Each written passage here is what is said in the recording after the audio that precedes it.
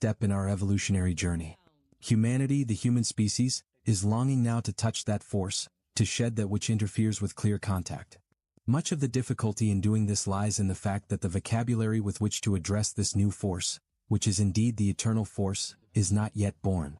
In this moment and in this hour of human evolution, this proper vocabulary and means of addressing that which longs to transcend religiosity and spirituality and assume the position of authentic power is longing to be born. We need to give that which we as a species are now touching consciously for the first time a vocabulary that is not clouded so that it can be identified clearly in the acts and judgments of the human race, so that it can be seen clearly, and not through veils of mystery or mysticism, but simply as the authentic power that moves the force fields of this earth of ours. I hope that this book will assist. As a way of talking about what we are and what we are becoming, I have used the terms five-sensory and multisensory. Multisensory is not better than five-sensory. It is simply more appropriate now. As one system of human experience winds down and another, more advanced system emerges, the older system may appear by comparison to be lacking. But from the perspective of the universe, the language of comparison is not the language of lesser and better, but of limitation and opportunity. The experiences of the multisensory human are less limited, provide more opportunities for growth and development and more opportunities to avoid unnecessary difficulties. I have contrasted the experiences of the five-sensory human with the experiences of the multisensory human in each instance to make their differences as clear as possible, but this does not mean that the five-sensory phase of our evolution, the phase from which we are emerging, is negative in comparison to the phase of our evolution that we are entering, the multisensory phase. It is simply that it is now no longer appropriate, just as there came a time when the use of candles became inappropriate because of electricity, but the advent of electricity did not make candle power negative. Who among us is an expert on the human experience? We have only the gift of sharing perceptions that hopefully can help those on their journey. There is no such thing as an expert on the human experience. The human experience is an experience in movement and thought and form, and, in some cases, an experiment in movement and thought and form. The most that we can do is comment on the movement, the thought and the form, but those comments are of great value if they can help people to learn to move gracefully, to think clearly, to form like artists the matter of their lives. We are in a time of deep change. We will move through this change more easily if we are able to see the road upon which we are traveling, our destination, and what it is that is in motion. I offer what is in this book as a window through which I have come to see life. I offer this window to you, but I do not say that it is necessary that you accept it. There are so many ways to wisdom and to the heart. This is our greatest richness and the one that gives me the most joy. We have much to do together. Let us do it in wisdom and love and joy. Let us make this the human experience. Chapter 1. Evolution. The evolution that we learned about in school is the evolution of physical form. We learned, for example, that the single-celled creatures of the oceans are the predecessors of all more complex forms of life. A fish is more complex and therefore more evolved than a sponge. A horse is more complex and therefore more evolved than a snake. A monkey is more complex and therefore more evolved than a horse, and so on, up to human beings, which are the most complex and therefore the most evolved life forms upon our planet. We were taught, in other words, that evolution means the progressive development of organizational complexity. This definition is an expression of the idea that the organism that is best able to control both its environment and all of the other organisms in its environment is the most evolved. Survival of the fittest means that the most evolved organism in a given environment is the organism that is at the top of the food chain in that environment. According to this definition, therefore, the organism that is most able to ensure its own survival, most able to serve its self-preservation, is the most evolved. We have long known that this definition of evolution is inadequate, but we have not known why. When two humans engage one another, they are, in terms of organizational complexity, equally evolved. If both have the same intelligence, yet one is small-minded, mean and selfish while the other is magnanimous and altruistic, we say that the one who is magnanimous and altruistic is the more evolved. If one human intentionally sacrifices his or her life to save another by, for example, using his or her own body to shield another from an unseen bullet or a speeding car, we say that the human who sacrificed his or her life, indeed, was one of the most evolved among us. We know these things to be true, but they are at variance with our understanding of evolution. Jesus, we are told, foresaw the plot against his life, even to the details of how his friends would act and react. Yet he did not run from what he saw. The entirety of humankind has been inexorably shaped by the power and love of one who gave his life for others. All who revere him, and almost all who but know his story, agree that he was one of the most evolved of our species. Our deeper understanding tells us that a truly evolved being is one that values others more than it values itself, and that values love more than it values the physical world and what is in it. We must now bring our understanding of evolution into alignment with this deeper understanding. It is important that we do this because our current understanding of evolution reflects the phase of evolution that we are now leaving. By examining this understanding, we can perceive how we have evolved to now, and what we are now in the process of leaving behind. By reflecting upon a new and expanded understanding of evolution, one that validates our deepest truths, we can see what we are evolving into, and what that means in terms of what we experience, what we value, and how we act. Our current understanding of evolution results from the fact that we have evolved until now by exploring physical reality with our five senses. We have been, until now, five-sensory human beings. This path of evolution has allowed us to see the basic principles of the universe in concrete ways. We see through our five senses that every action is a cause that has an effect, and that every effect has a cause. We see the results of our intentions. We see that rage kills, it takes away breath the life force, and it sills blood the carrier of vitality. We see that kindness nurtures. We see and feel the effects of a snarl and a smile. We experience our ability to process knowledge. We see, for example, that a stick is a tool, and we see the between siblings and between races, between classes and between sexes. It disrupts the natural tendency toward harmony between nations and between friends. The same energy that sent warships to the Persian Gulf sent soldiers to Vietnam and crusaders to Palestine. The energy that separated the family of Romeo from the family of Juliet is the same energy that separates the racial family of the black husband from the racial family of the white wife. The energy that set Lee Harvey Oswald against John Kennedy is the same energy that set Cain against Abel. Brothers and sisters quarrel for the same reason that corporations quarrel. They seek power over one another. The power to control the environment and those within it is power over what can be felt, smelled, tasted, heard, or seen. This type of power is external power. External power can be acquired or lost, as in the stock market or an election. It can be bought or stolen, transferred or inherited. It is thought of as something that can be gotten from someone else or somewhere else. One person's gain of external power is perceived as another person's loss. The result of seeing power as external is violence and destruction. All of our institutions, social, economic, and political, reflect our understanding of power as external. Families, like cultures, are patriarchal or matriarchal. One person wears the pants. Children learn this early and it shapes their lives. Police departments, like the military, are produced by the perception of power as external. Badge, boots, rank, radio, uniform, weapons, and armor are symbols of fear. Those who wear them are fearful. They fear to engage the world without defenses. Those who encounter these effects of how we choose to use it. The club that kills can drive a stake into the ground to hold a shelter. The spear that takes a life can be used as a lever to ease life's burdens. The knife that cuts flesh can be used to cut cloth. The hands that build bombs can be used to build schools. The minds that coordinate the activities of violence can coordinate the activities of cooperation. We see that when the activities of life are infused with reverence, they come alive with meaning and purpose. We see that when reverence is lacking from life's activities, the result is cruelty, violence, and loneliness. The physical arena is a magnificent learning environment. It is a school within which, through experimentation, we come to understand what causes us to expand and what causes us to contract, what causes us to grow and what causes us to shrivel, what nourishes our souls and what depletes them, what works and what does not. When the physical environment is seen only from the five-sensory point of view, physical survival appears to be the fundamental criterion of evolution because no other kind of evolution is detectable. It is from this point of view that survival of the fittest appears to be synonymous with evolution, and physical dominance appears to characterize advanced evolution. When perception of the physical world is limited to the five-sensory modality, the basis of life in the physical arena becomes fear. Power to control the environment, and those within the environment appears to be essential. The need for physical dominance produces a type of competition that affects every aspect of our lives. It affects relationships between lovers and between superpowers. Symbols are fearful.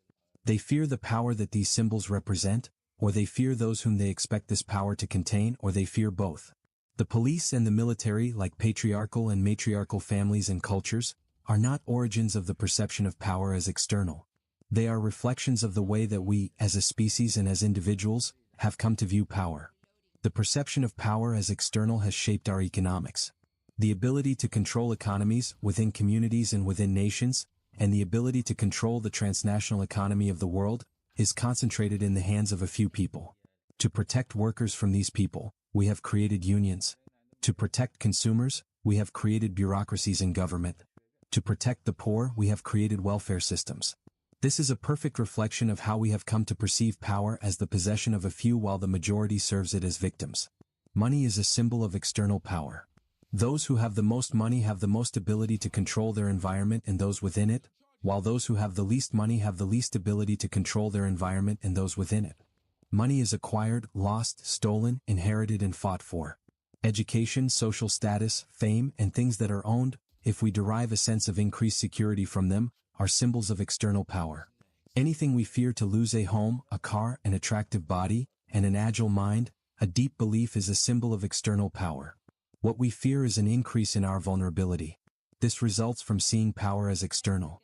When power is seen as external, the hierarchies of our social, economic, and political structures, as well as the hierarchies of the universe, appear as indicators of who has power and who does not. Those at the top appear to have the most power and, therefore, to be the most valuable and the least vulnerable. Those at the bottom appear to be the least powerful, and, therefore, to be the least valuable and the most vulnerable. From this perception, the general is more valuable than the private, the executive is more valuable than the chauffeur, the doctor is more valuable than the receptionist, the parent is more valuable than the child, and the divine is more valuable than the worshipper. We fear to transgress our parents, our bosses, and our God. All perceptions of lesser and greater personal value result from the perception of power as external. Competition for external power lies at the heart of all violence. The secondary gain behind ideological conflicts, such as capitalism versus communism, and religious conflicts, such as Irish Catholic versus Irish Protestant, and geographical conflicts, such as Jew versus Arab, and familial and marital conflicts, is external power. The perception of power as external splinters the psyche, whether it is the psyche of the individual, the community, the nation, or the world. There is no difference between acute schizophrenia and a world at war. There is no difference between the agony of a splintered soul and the agony of a splintered nation. When a husband and a wife compete for power, they engage the same dynamic that humans of one race do when they fear humans of another race. From these dynamics, we have formed our present understanding of evolution as a process of ever-increasing ability to dominate the environment and each other. This definition reflects the limitations of perceiving the physical world with only 5 senses. It reflects the competition for external power that is generated by fear. After millennia of brutality to one another, individual to individual and group to group, it is now clear that the insecurity which underlies the perception of power as external cannot be healed by the accumulation of external power. It is evident for all to see, not only with each newscast and evening paper, but also through each of our countless sufferings as individuals and as a species, that the perception of power as external brings only pain, violence, and destruction. This is how we have evolved until now, and this is what we are leaving behind. Our deeper understanding leads us to another kind of power, a power that loves life in every form that it appears, a power that does not judge what it encounters, a power that perceives meaningfulness and purpose in the smallest details upon the earth. This is authentic power. When we align our thoughts, emotions, and actions with the highest part of ourselves, we are filled with enthusiasm, purpose, and meaning. Life is rich and full. We have no thoughts of bitterness. We have no memory of fear. We are joyously and intimately engaged with our world.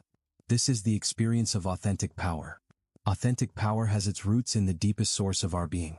Authentic power cannot be bought, inherited, or hoarded. An authentically empowered person is incapable of making anyone or anything a victim. An authentically empowered person is one who is so strong, so empowered, that the idea of using force against another is not too tart of HL, or her consciousness no understanding of evolution is adequate, that does not have at its core that we are on a journey toward authentic power, and that authentic empowerment is the goal of our evolutionary process and the purpose of our being. We are evolving from a species that pursues external power into a species that pursues authentic power. We are leaving behind exploration of the physical world as our sole means of evolution. This means of evolution, and the consciousness that results from an awareness that is limited to the 5-sensory modality, are no longer adequate to what we must become. We are evolving from 5-sensory humans into multisensory humans. Our 5 senses, together, form a single sensory system that is designed to perceive physical reality. The perceptions of a multisensory human extend beyond physical reality to the larger dynamical systems of which our physical reality is a part. The multisensory human is able to perceive, and to appreciate the role that our physical reality plays in a larger picture of evolution and the dynamics by which our physical reality is created and sustained. This realm is invisible to the five-sensory human. It is in this invisible realm that the origins of our deepest values are found. From the perspective of this invisible realm, the motivations of those who consciously sacrifice their lives for higher purposes make sense, the power of Gandhi is explicable, and the compassionate acts of the Christ are comprehensible in a fullness that is not accessible to the five-sensory human. All of our great teachers have been or are multisensory humans. They have spoken to us and acted in accordance with perceptions and values that reflect the larger perspective of the multisensory being, and therefore their words and actions awaken within us the recognition of truths. From the perception of the five-sensory human, we are alone in a universe that is physical. From the perception of the multisensory human, we are never alone, and the universe is alive, conscious, intelligent and compassionate. From the perception of the five-sensory human, the physical world is an unaccountable given in which we unaccountably find ourselves, and we strive to dominate it so that we can survive. From the perception of the multisensory human, the physical world is a learning environment that is created jointly by the souls that share it, and everything that occurs within it serves their learning. From the perception of the five-sensory human, intentions have no effects, the effects of actions are physical, and not all actions affect us or others. From the perception of the multisensory human, the intention behind an action determines its effects. Every intention affects both us and others, and the effects of intentions extend far beyond the physical world. What does it mean to say that an invisible realm exists in which the origins of our deeper understandings are located? What are the implications of considering the existence of a realm that is not detectable through the five senses, but that can be known, explored, and understood by other human faculties? When a question is asked that cannot be answered within the common frame of reference, it can be classified as nonsensical, or it can be dismissed as a question that is not appropriate, or the person who is asking the question can expand his or her consciousness to encompass a frame of reference from which the question can be answered. The first two options are the easy ways out of a confrontation with a question that appears to be nonsensical or inappropriate, but the seeker, the true scientist, will allow himself or herself to expand into a frame of reference from which the answers that he or she is seeking can be understood. We, as a species, have been asking the questions, is there a God? Is there a divine intelligence? And, is there a purpose to life? For as long as we have been able to articulate questions. The time has now come for us to expand into a frame of reference that allows these questions to be answered. The larger frame of reference of the multisensory human allows an understanding of the experientially meaningful distinction between the personality and the soul. Personality is that part of you that was born into, lives within, and will die within time. To be a human and to have a personality is the same thing. Your personality, like your body, is the vehicle of your evolution. The decisions that you make and the actions that you take upon the earth are the means by which you evolve. At each moment you choose the intentions that will shape your experiences and those things upon which you will focus your attention. These choices affect your evolutionary process. This is so for each person. If you choose unconsciously, you evolve unconsciously. If you choose consciously, you evolve consciously. The fearful and violent emotions that have come to characterize human existence can be experienced only by the personality. Only the personality can feel anger, fear, hatred, vengeance, sorrow, shame, regret, indifference, frustration, cynicism, and loneliness. Only the personality can judge, manipulate, and exploit. Only the personality can pursue external power.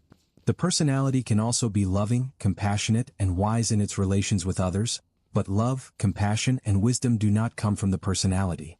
They are experiences of the soul. Your soul is that part of you that is immortal. Every person has a soul, but a personality that is limited in its perception to the five senses is not aware of its soul, and therefore cannot recognize the influences of its soul. As a personality becomes multisensory, its intuitions, its hunches, and subtle feelings become important to it. It senses things about itself, other people, and the situations in which it finds itself that it cannot justify on the basis of the information that its five senses can provide. It comes to recognize intentions, and to respond to them rather than to the actions and the words that it encounters. It can recognize, for example, a warm heart beneath a harsh and angry manner, and a cold heart beneath polished and pleasing words. When a multisensory personality looks inside itself, it finds a multitude of different currents. Through experience, it learns to distinguish between these currents and to identify the emotional, psychological, and physical effects of each. It learns, for example, which currents produce anger, divisive thoughts, and destructive actions, and which currents produce love, healing thoughts, and constructive actions. In time, it learns to value and to identify with those currents that generate creativity, healing, and love, and to challenge and release those currents that create negativity, disharmony, and violence. In this way, a personality comes to experience the energy of its soul. Your soul is not a passive or a theoretical entity that occupies a space in the vicinity of your chest cavity. It is a positive, purposeful force at the core of your being. It is that part of you that understands the impersonal nature of the energy dynamics in which you are involved, that loves without restriction and accepts without judgment. If you desire to know your soul, the first step is to recognize that you have a soul. The next step is to allow yourself to consider, if I have a soul, what is my soul? What does my soul want? What is the relationship between my soul and me? How does my soul affect my life? When the energy of the soul is recognized, acknowledged, and valued, it begins to infuse the life of the personality. When the personality comes fully to serve the energy of its soul, that is authentic empowerment. This is the goal of the evolutionary process in which we are involved and the reason for our being. Every experience that you have and will have upon the earth encourages the alignment of your personality with your soul. Every circumstance and situation gives you the opportunity to choose this path, to allow your soul to shine through you, to bring into the physical world through you its unending and unfathomable reverence for and love of life.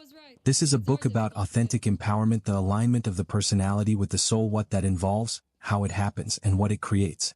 To understand these things requires an understanding of things that appear unusual to the five-sensory human, but they become natural once you understand evolution, that five-sensory perception is a journey leading to multisensory perception and that you were not always meant to be five-sensory. Chapter 2. Karma. Most of us are accustomed to the belief that our participation in the process of evolution is limited to the duration of a single lifetime. This belief reflects the perspective of the five-sensory personality. From the point of view of the five-sensory personality, nothing of itself lasts beyond its lifetime, and there is nothing in the experience of the five-sensory human that is not of itself.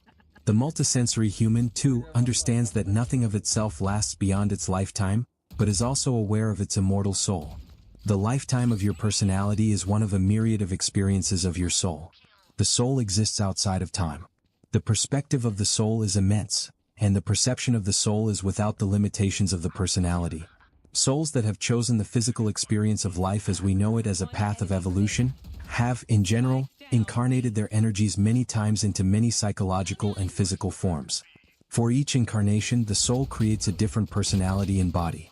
The personality and the body that, for the five-sensory human, are the experiential entirety of its existence, are, for its soul, the unique and perfectly suited instruments of a particular incarnation.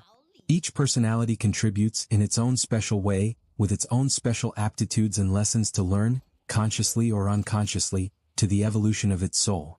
The life of a mother, a warrior, a daughter, a priest, the experiences of love, vulnerability, fear, loss, and tenderness, the struggles with anger, defiance, emptiness, and jealousy all serve the evolution of the soul.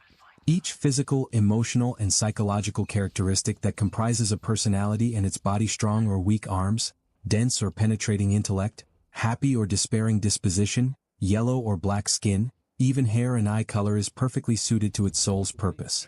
The five-sensory personality is not aware of the many other incarnations of its soul.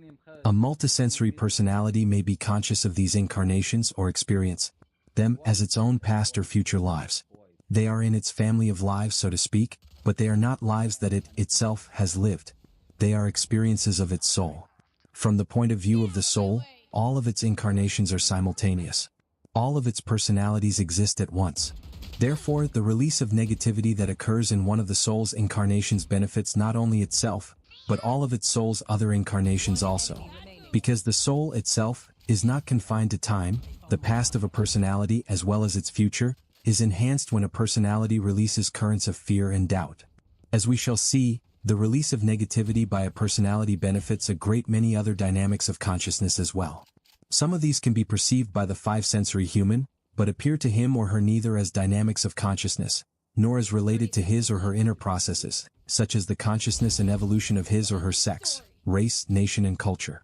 Others extend far beyond the perceptual ability of the five-sensory human.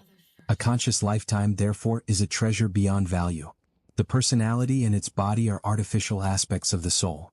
When they have served their functions at the end of the soul's incarnation, the soul releases them. They come to an end, but the soul does not. After an incarnation, the soul returns to its immortal and timeless state. It returns once again to its natural state of compassion, clarity, and boundless love. This is the context in which our evolution occurs. The continual incarnation and reincarnation of the energy of the soul into the physical arena, into our earth school. Why does this happen? Why is it necessary even to speak of personalities and souls? The incarnation of a soul is a massive reduction of the power of the soul to a scale that is appropriate to a physical form. It is a reduction of an immortal life system into the framework of time in the span of a few years. It is the reduction of a perceptual system that partakes simultaneously, through direct experience of countless lifetimes, some of them physical and some of them non-physical, to the 5 physical senses. The soul chooses, voluntarily, to undertake this experience in order to heal. The personality is those parts of the soul that require healing, along with those parts of the soul, such as compassion and love, that the soul has lent to the process of healing in that lifetime. The splintered aspects of the soul, the aspects that require healing, need to interact in physical matter so that each part of the splintered nest can become whole. The personality is like a complex mandala that is formed from these splintered parts in addition to the parts that are not splintered. It comes directly from the parts of the soul that the soul has chosen to work on in this lifetime to heal, that need to experience physical matter, and those parts that the soul has given to the process of healing in which you are involved. Therefore, you can see within a person's personality the splintered suffering of the soul from which it was formed, as well as the grace that the soul has earned, which is the loving part of the personality. Consider how powerful the soul is if it can have a part of itself that experiences great love, a part of itself that experiences fears, a part that is perhaps neutral, a part that experiences schizophrenia, and a part that is dramatically compassionate. If any of these parts are incomplete, the personality that the soul forms will be out of harmony. The harmonious personality is one in which the soul flows easily through the part of itself that is in touch with its physical incarnation. The soul is. It has no beginning and no end but flows toward wholeness. The personality emerges as a natural force from the soul. It is an energy tool that the soul adapts to function within the physical world. Each personality is unique because the configuration of energy of the soul that formed it is unique. It is he persona of the soul, so to speak, that interacts with physical matter. It is a product that is formed from the vibrational aspect of your name, the vibrational aspect of your relationship to planets at the time of your incarnation, and vibrational aspects of your energy environment, as well as from the splintered aspects of your soul that need to interact in physical matter in order to be brought into wholeness. The personality does not operate independently from the soul. To the extent that a person is in touch with spiritual depths, the personality is soothed because the energy of consciousness is focused on its energy core and not on its artificial facade, which is the personality. The personality sometimes appears as a force running rampant in the world with no attachment to the energy of its soul. This situation can be the origin of what we call an evil human being, and it can be the origin of a schizophrenic human being. It is the result of the personality being unable to find its reference point or connection to its mothership, which is its soul. The conflicts of a human's life are directly proportional to the distance at which an energy of personality exists separately from the soul, and therefore, as we shall see, in an irresponsible position of creation. When a personality is in full balance, you cannot see where it ends and the soul begins. That is a whole human being. What is involved in the healing of a soul? Most of us are accustomed to the idea that we are responsible for some of our actions, but not all of them. We consider ourselves responsible, for example, for the good deed that brings our neighbor and us together, or for responding to it positively, but we do not consider ourselves responsible for the argument between us and our neighbor, or for responding to it negatively. We consider ourselves responsible for having a safe trip if we take the time to check the condition of the car before starting, but if we speed around a car that, in our opinion, has been traveling too slowly, and almost cause an accident by doing that, we consider the other driver to be responsible. If we feed and clothe ourselves through our successful business, we credit ourselves. If we feed and clothe ourselves by burglarizing apartments, we blame our difficult childhood. For many of us, being held responsible is equal to getting caught. A friend who returns each year to his native Italy told me, with a twinkle in his eye, of a dinner out with his family. When the bill came, my friend's father, who is fastidious, examined each scribbled item. After some study, he deciphered the last entry and recognized it to be a short expression that translates, roughly, "If it goes, it goes." He called the waiter and asked, "What is this item?" The waiter shrugged, "It didn't go." Many of us feel that if a clerk gives us too much change and we take it, our life has been affected only to the extent that we have come into an unexpected gain. In fact, each of our acts affects us in far-reaching ways. Every action, thought, and feeling is motivated by an intention, and that intention is a cause that exists as one with an effect. If we participate in the cause, it is not possible for us not to participate in the effect. In this most profound way, we are held responsible for our every action, thought, and feeling, which is to say, for our every intention. We ourselves shall partake of the fruit of our every intention. It is, therefore, wise for us to become aware of the many intentions that inform our experience, to sort out which intentions produce which effects, and to choose our intentions according to the effects that we desire to produce. This is the way that we learned about physical reality as children, and that we refine our knowledge of it as adults. We learn the effect of crying when we are hungry, and we repeat the cause that brings us the effect that we desire.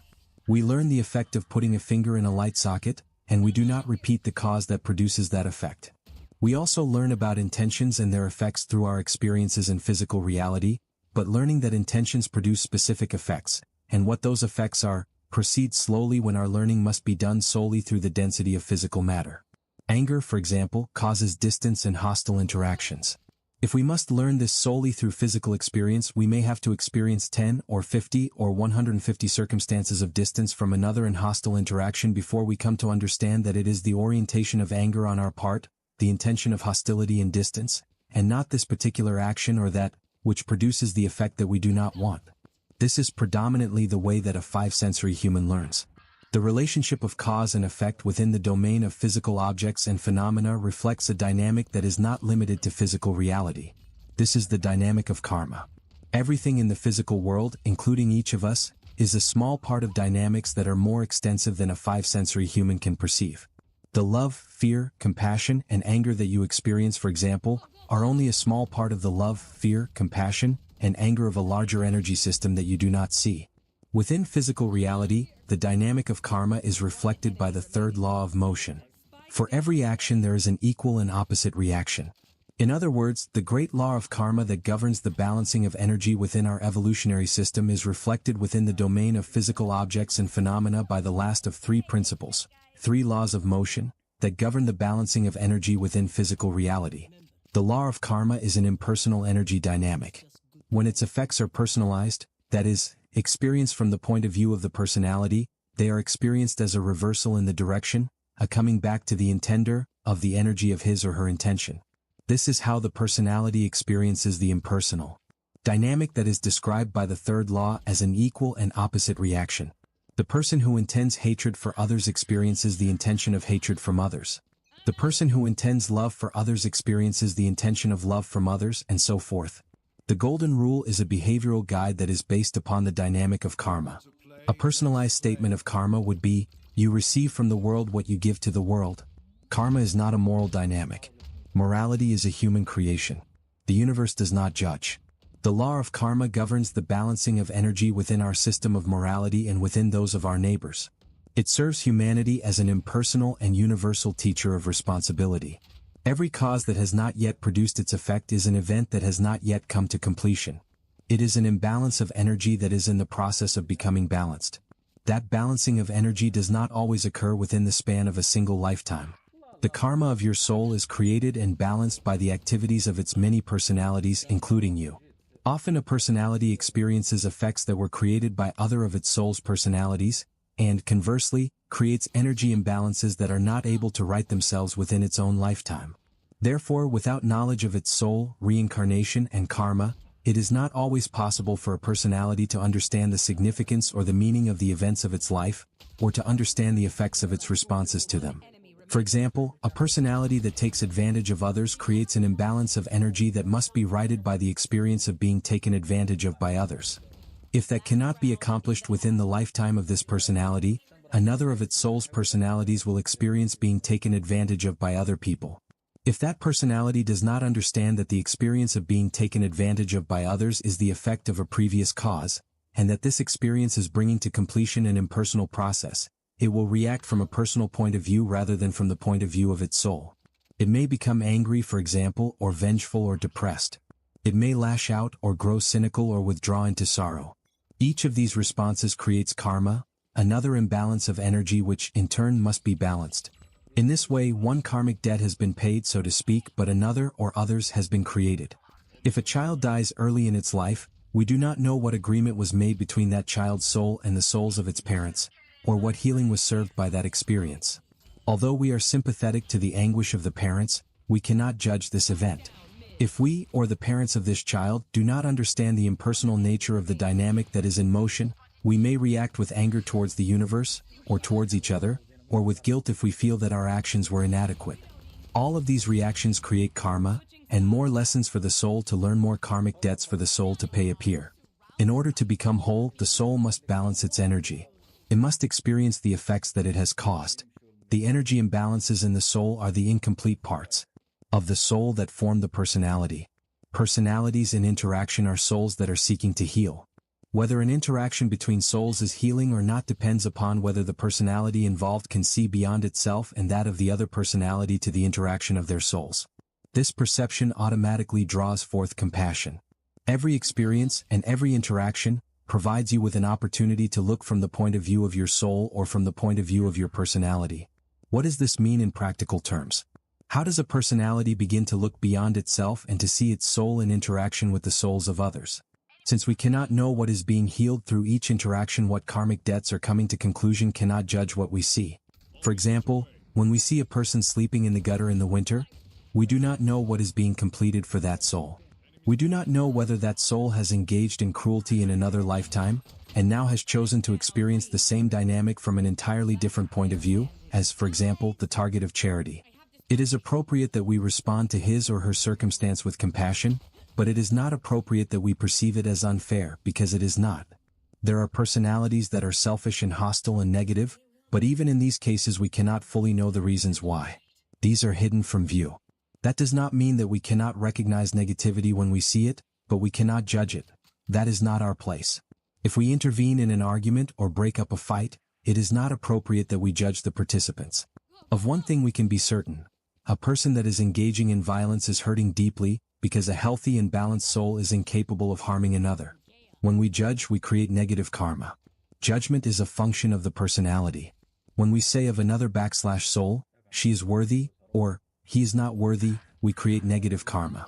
When we say of an action, this is right, or that is wrong, we create negative karma. This does not mean that we should not act appropriately to the circumstances in which we find ourselves. If our car is hit by another car, for example, and the driver of the other car is drunk, it is appropriate that the other driver be held responsible, through the courts, for the repair of our car. It is appropriate that he or she be prohibited from driving while intoxicated. It is not appropriate that we allow our actions to be motivated by feelings of indignation, righteousness, or victimization.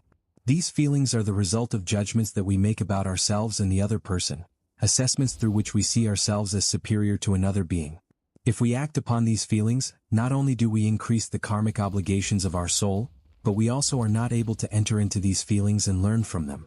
Feelings, as we shall see, are the means through which we can discern the parts of itself that the soul seeks to heal, and through which we come to see the action of the soul in physical matter. The road to your soul is through your heart. If we are to engage the viewpoint of the soul, we must cease from judging, even those events that appear to be unfathomable, such as the cruelty of an inquisition or a holocaust, the death of an infant, the prolonged agony of a death by cancer, or a life confined to a bed. We do not know what is being healed in these sufferings, or the details of the energetic circumstance that is coming into balance.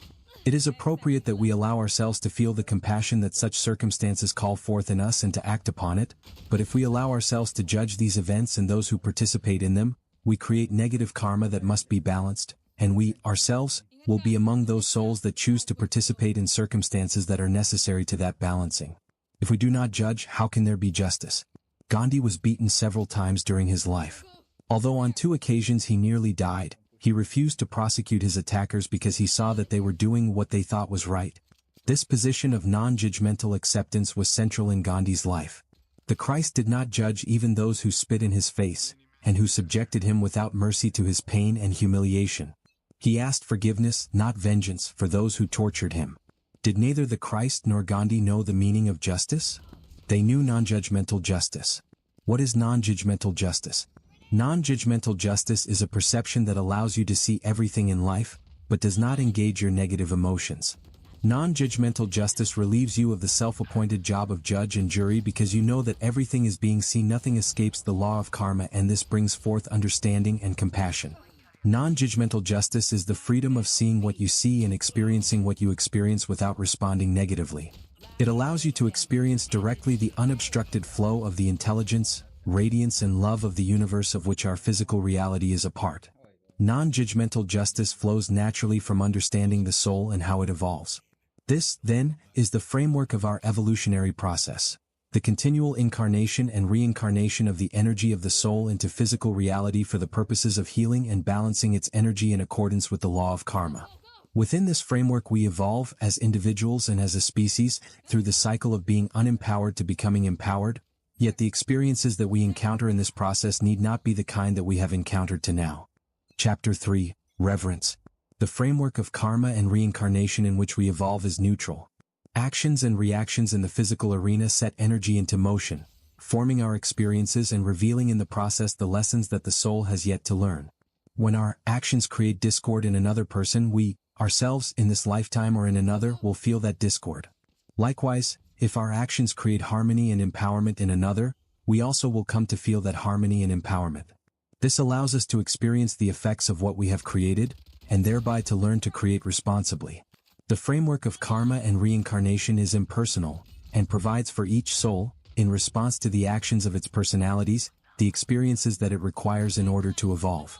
Therefore, the orientation or the attitude with which a personality approaches the evolutionary process determines the nature of the experiences that will be required for the evolution of its soul. An angry personality, for example, will respond to the difficulties of its life with anger, and thereby bring into being the necessity of experiencing the results of anger. A sorrowful personality will respond sorrowfully and bring into being the necessity of experiencing the results of sorrow, and so on. A person who is angry and yet reveres life, however, will respond very differently to the difficulties of his or her life than a person who is angry and has no reverence for life. The person who has no reverence for life will not hesitate to strike out against life. The violence that is released in killing another person or another living creature is much greater than the violence that is released in speaking angry words. The karmic obligation, the energy imbalance that is created by killing, can be balanced only by the experience of a commensurate brutality. Thus, a person who is reverent will automatically be spared the severe karmic consequences of one who is not. Even if all of our species were reverent, that would end the need for us to move through our own evolution. It would just change the quality of the learning within the process of evolution. In other words, if we became reverent this day, we would not be exempt from the demands of our evolution, but the quality of the experiences that we would encounter would be different. We would not harm life. We would still learn the same thing, but in the process of learning, we would not seek to harm or to destroy. Our journey from powerlessness to authentic empowerment would continue, but the nature of that experience would change. We would not encounter the types of experiences that result from a perception of the world that lacks reverence.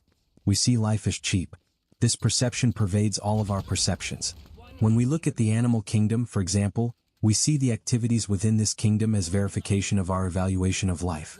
We see animals kill and feed upon other animals, and we conclude that weaker forms of life exist only to nourish the stronger. We justify our exploitation of life upon what we perceive to be the design of nature. We maim and kill. We create situations in which millions of people starve while we store grain in silos and pour milk down drains. We look upon each other as prey to satisfy our emotional and physical needs. We say, it's a dog-eat-dog world, and that to survive in it we must take advantage of others before they take advantage of us. We look upon life as a contest that produces winners and losers, and we feel no restraints upon us when the needs of other people or other groups threaten us. Our behavior and values are so much shaped by perceptions that lack reverence that we do not know what it is like to be reverent. When we curse a competitor or strive to disempower another person, we absent ourselves from reverence. When we work to take instead of to give, we labor without reverence. When we strive for safety at the expense of another person's safety, we deprive ourselves of the protection of reverence. When we judge one person as superior and another as inferior, we depart from reverence. When we judge ourselves, we do the same thing. Business, politics, education, sex, raising families and personal interactions without reverence all produce the same result. Human beings using other human beings. Our species has become arrogant. We behave as though the earth were ours to do with as we please. We pollute its land, oceans and atmosphere to satisfy our needs without thinking of the needs of the other life forms that live upon the earth, or of the needs of the earth. We believe that we are conscious and that the universe is not. We think and act as though our existence as living forces in the universe will end with this lifetime, and that we are responsible neither to others nor to the universe. It is not possible for a reverent person to exploit his or her friends, co-workers, city, nation, or planet. It is not possible for a reverent species to create caste systems, child labor, nerve gas or nuclear weapons. Therefore, it is not possible for a reverent person or a reverent species to accumulate the type of karma that such activities create. Why is this? What is reverence? Reverence is engaging in a form and a depth of contact with life that is well beyond the shell of form and into essence. Reverence is contact with the essence of each thing and person and plant and bird and animal. It is contact with the interior of its beingness. Even if you cannot sense the interior, it is enough to know that the form, the shell, is merely an outer layer, and that underneath it the true power and essence of who a person is, or what a thing is present. That is what is honored in reverence. Process is honored in reverence. The unfolding of life, the maturation process, the process of growing through and coming into your own empowerment, is a process that needs to be approached with reverence. The cycles of life need to be approached with reverence. They have been in place for billions of years. They are the reflection of the natural breathing of the soul of Gaia itself, the earth consciousness, as it moves its force fields and guides the cycles of life. If these are revered, how could we look at something as exquisite as our Earth's ecology and do one thing that would risk the balance of this system? Reverence is an attitude of honoring life. You do not have to be authentically empowered to be gentle with life or to love life. There are many people who are not authentically empowered but who are quite reverent. They would harm nothing. Often it is the case that they are the most compassionate and the most loving people because they have suffered so much. Whether a person is reverent depends essentially upon whether he or she accepts the principle of the sacredness of life, any way that he or she defines sacred. Reverence is also simply the experience of accepting that all life is, in and of itself, of value. Reverence is not respect. Respect is a judgment. It is a response to the perception of qualities that we ourselves admire, or have been taught to admire. Qualities that are admired by the people of one culture may not be admired by the people of another culture, or by the people of a subculture, or by another generation of the same culture. Therefore, what is respected by some people may not be respected by others. It is possible to respect one person and not respect another, but it is not possible to revere one person without revering every person. Reverence is a perception, but it is a holy perception.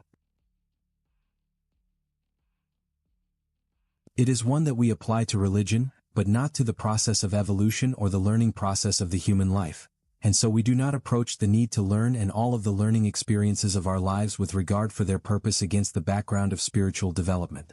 Perceiving in this way is true reverence, because it allows you to look at what you are going through and to see it within the framework of the evolution and the maturation of your own spirit. It is true reverence because it enables you to look at all the evolutions that are taking place simultaneously with your own, in all of the kingdoms of life, and fully appreciate or at least see very differently how they unfold. Only when we see through eyes that lack reverence, for example, does the feeding of one animal upon another appear to be a cruel system instead of one where species learn to give to each other, where there is a natural give and take and sharing of the energies between kingdoms. This is ecology, the natural redistribution of energy between kingdoms. It is only our kingdom, the human kingdom, that wants to warehouse energy, to use much more than it needs and to store what it does not, so that the balance of the cycle is disturbed so dramatically. If each of us took only what he or she needed for that day, it would be perfect. Animals do not warehouse like us, except in the case of animals that need to for winter. The perception of reverence allows us to see the interdependency of different species from a more comprehensive and compassionate perspective. It allows us to see the significance of each living creature, and its experiences, to the compassionate unfolding of the universe. This perspective is much less likely to create violent or destructive responses within us as we grow through our lives because it reveals in each moment the value of all life. Approaching and regarding life with an attitude of reverence permits the experience of being unempowered but not cruel. As you work toward becoming reverent, your tendencies toward harming others and other forms of life diminish. As you acquire a sense of reverence, you develop a capacity to think more deeply about the value of life before you commit your energy to action. When you are fully reverent, you cannot harm life even though you are unempowered. Without reverence, the experience of being unempowered can become a very cruel one because a disempowered person is a frightened person, and if a frightened person has no sense of reverence, he or she will harm or kill indiscriminately. Reverence is a level of protection and honor about the process of life, so that while a person is maturing toward the journey and through the journey of authentic empowerment, he or she harms nothing. Because we have no reverence, our journey to empowerment often includes the experiences of victimizing life. Therefore there are victims and victimizers. The process of destroying life while we are learning about life that has characterized our evolution would cease, or at least would be very different, if we approached life with a quality of reverence. It is because we have no sense of reverence, no true belief in the holiness of all life, that life is destroyed and tortured, brutalized, starved and maimed while we journey from unempowerment to empowerment. If a sense of reverence were brought into the process of evolution, then as each of us and our species moves through the cycle of being unempowered to becoming empowered, the many learnings that are contained within that growing process of evolution would not likely produce violence and fear to the extent that it is now experienced. The destructions of human life, plant life, animal life, and the planet would be considerably diminished or would cease if there were an active principle of reverence within our species, if there were the perception within our species, and within each of us, that although we are engaged in evolutionary processes that require personal learning, that does not authorize us to destroy life while we are learning, or because we are. We would not have the karmic energy of destruction, only of learning. Even though learning is contained in destruction, the karmic consequences of participating in violence and destruction are a high price to pay for it. It is not necessary, in other words, to learn what we need to learn and have it cost somebody his or her life. It is not necessary for progress and the experience of progress to cost the destruction of nature. It is not necessary, but without a sense of reverence for life, who cares that it destroys life? Without reverence, life becomes a very cheap commodity, as it is upon our planet now, where the entire process and the sacredness of evolution is not regarded, accepted, or honored. If we perceived life with reverence and understood our evolutionary process, we would stand in awe at the experience of physical life and walk the earth in a very deep sense of gratitude. As it is, there are billions of human beings who are filled with regret that they are on the earth, with overwhelming experiences of pain, despair, discouragement, depression, starvation, and disease. These are the things of our planet. They result largely from the fact that so much of the human condition is without reverence. Reverence is a perception of the soul. Only the personality can perceive life without reverence. Reverence is a natural aspect of authentic empowerment because the soul reveres all of life. Therefore, when the personality is aligned with the soul, it cannot perceive life except with reverence. Approaching life with reverence not only protects the soul from the karmic obligations that are created by personalities that do not honor life, but it also is a step toward moving the personality into alignment with the soul because it brings an aspect of the soul directly into the physical environment. What does the decision to approach life with reverence mean in practical terms? It means challenging the perceptions and the values of a five-sensory world that lacks reverence. This is not always easy, especially for males who have been taught values that serve the accumulation of external power. An authentically empowered male will not be embarrassed or feel less than fully masculine by showing concern for life, and for the many creatures on our planet. That is very much the energy of reverence. Therefore, the decision to approach life with reverence often requires courage, not only of men, but also of women who have adopted these values. The decision to become a reverent person is essentially the decision to become a spiritual person. There is currently no place for spirituality within science, politics, business, or academia. To a five-sensory personality that lacks reverence, a reverent businessman or businesswoman appears to be competing at a disadvantage, because the range of his or her activities is not unlimited, and a reverent politician appears to be unqualified for leadership in a world where the only power that is recognized is external power. Yet, to the multisensory human, a reverent businessman or businesswoman is a person who infuses a new energy into the archetype of entrepreneur, shifting it from a dynamic that is motivated by profits that are generated by serving others to a dynamic of serving others that is made possible by profits. And a reverent politician is a person who challenges the concept of external power, and brings to the political arena the concerns of the heart. Therefore, the decision to approach life with reverence means acting and thinking as a spiritual person in a world that does not recognize spirit, and it means moving consciously toward the perceptions of the multisensory human. To live with reverence means being willing to say, that is life, we must not harm it, and those are our fellow humans, we must not destroy them, and mean it. It means re-examining the way that we treat the members of the animal kingdom that serve us so patiently. It means recognizing the rights of the earth. That the earth has rights is a concept that is not even present in our species yet. An attitude of reverence is the atmosphere, the environment, in which the multisensory personality evolves. It is a sense of richness and fullness and intimacy of being. It creates compassion and acts of kindness. Without reverence, without the perception of the holiness of all things, the world becomes cold and barren, mechanical and random at the same time, and this creates experiences of alienation and acts of violence. It is not natural for us to live without reverence, because that separates us from the basic energy of the soul. Reverence automatically brings forth patience. Impatience is the desire to have your needs met first. When your needs are taken care of, do you not then have patience with the needs of others? A reverent person honors life in all its forms and all its activities. It does not think in the terms that are required to produce impatience. Reverence permits non-judgmental justice.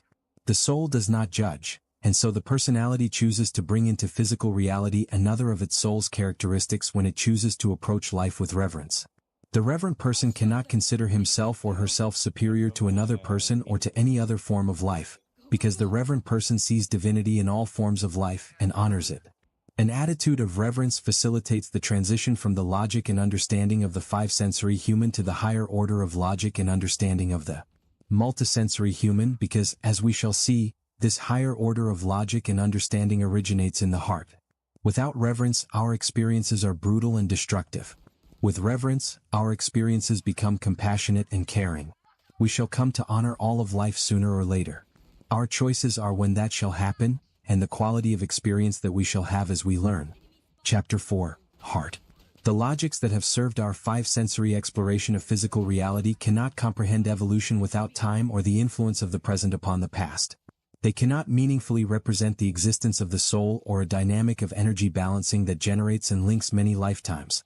They reflect no experiential points of reference beyond those of the five-sensory personality. Therefore, the time has come for a higher order of logic and understanding. The logics and understandings of the five-sensory personality originate in the mind. They are products of the intellect. The higher order of logic and understanding that is capable of meaningfully reflecting the soul comes from the heart. The creation of this higher order of logic and understanding, therefore, requires close attention to feelings. The central position of the heart in the higher order of logic and understanding of the multisensory human, and the sensitivity to emotional currents that is characteristic of multisensory humans, appear as extraneous to the five-sensory personality because they do not serve the accumulation of external power. As we have come to seek and wield external power consciously, we have come to view feelings as unnecessary appendages, like tonsils useless, but capable of creating pain and dysfunction. Thus, the pursuit of external power has led to a repression of emotion. This is true of us as individuals and as a species. The irrelevancy that we attribute to feelings pervades our thinking and our values.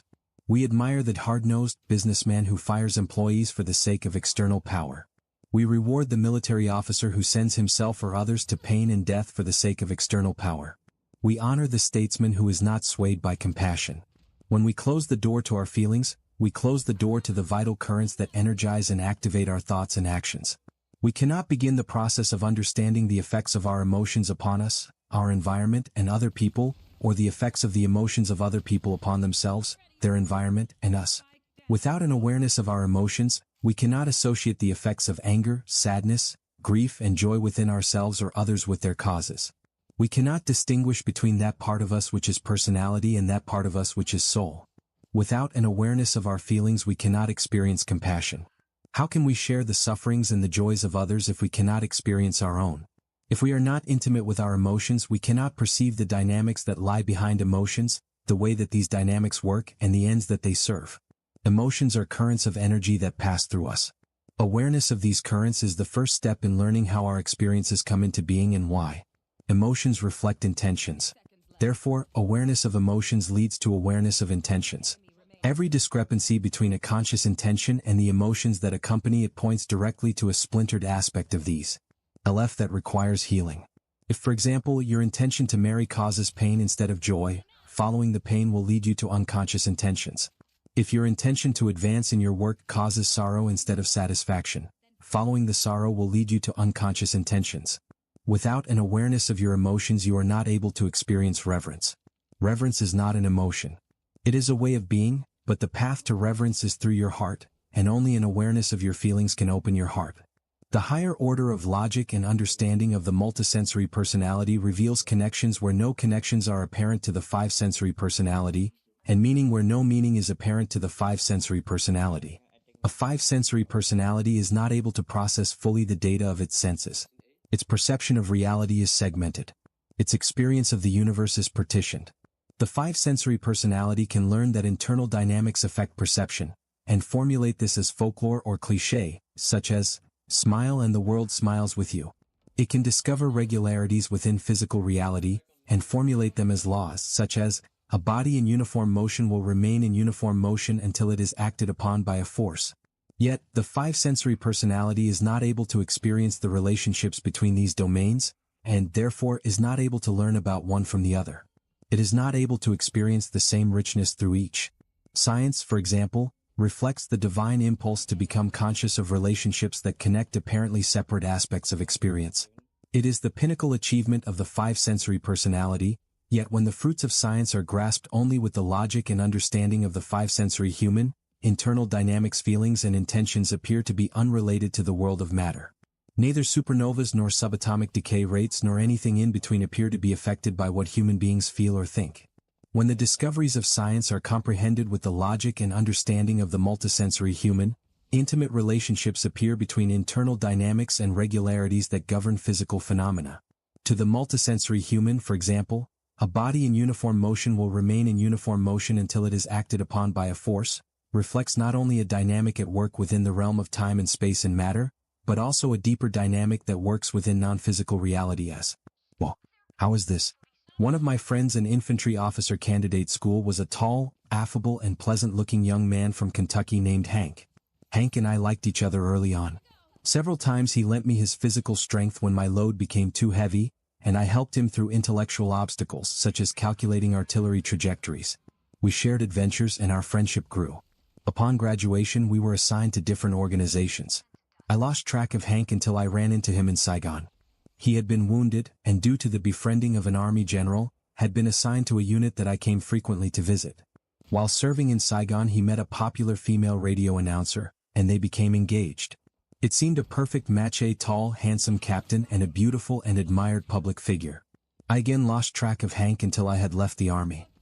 He called me to say that his wife was coming to make an appearance at a resort near me, and he asked me to meet him there. When I met Hank, now a civilian also, he looked troubled and his easygoing manner was dampened. He had changed his name to Hal, he told me, and apologized that his wife was unable to join us. We spoke for a while, and when I asked him what he was doing with himself, he told me, looking for my place in the sun. The next news that I heard of Hank/Hal was that he had killed himself.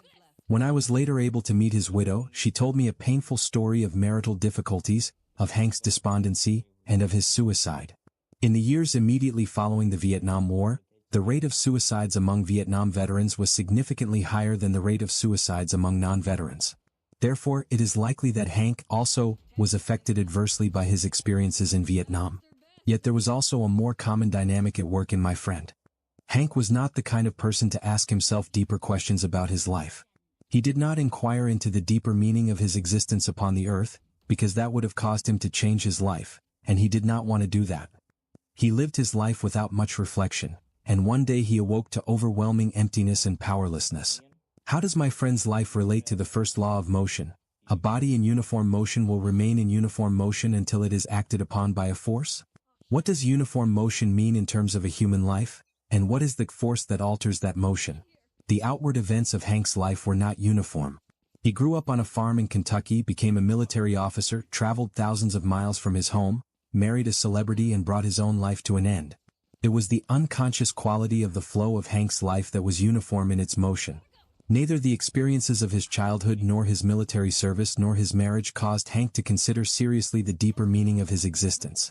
The pains and the joys that flowed through him did not affect his awareness of who he was, or what he might become. Hank did not allow himself to follow the experiences of his life to their roots. On the contrary, he feared such a pursuit.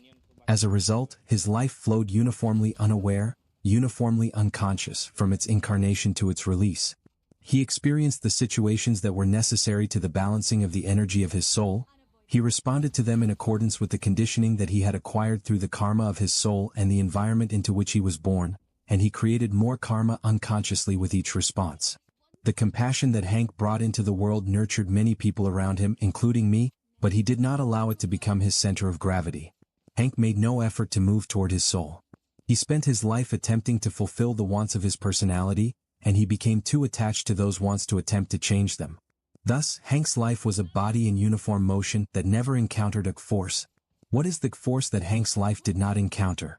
Gregory was a white, middle-class and college-educated man from the Northeast. His childhood was emotionally difficult, and he grew up angry, manipulative, and bitter. He was incapable of forming relationships, and his violent temper and argumentative nature kept people at a distance. This further increased Gregory's disdain for life and for other people, but he did not stop to ask what role he played in his experiences. When, at last, his temper and his disagreeable disposition caused the woman that he was living with to leave, Gregory fell into a deep anguish not only because of his loss, but also because he recognized in this latest event the repetition of a long-standing pattern in which he found himself, in each instance, suffering from rejection. He determined to confront both his pain and his pattern. He made arrangements to live in solitude while he searched within himself for the deepest causes of his painful life. When he emerged weeks later, both his perceptions and his values had changed. He began to soften, and slowly his old mannerisms dropped away. Over the following years he developed a more sensitive way of being with people. His cynicism gave way to an emerging joy, his anger melted, and other people became central to his life.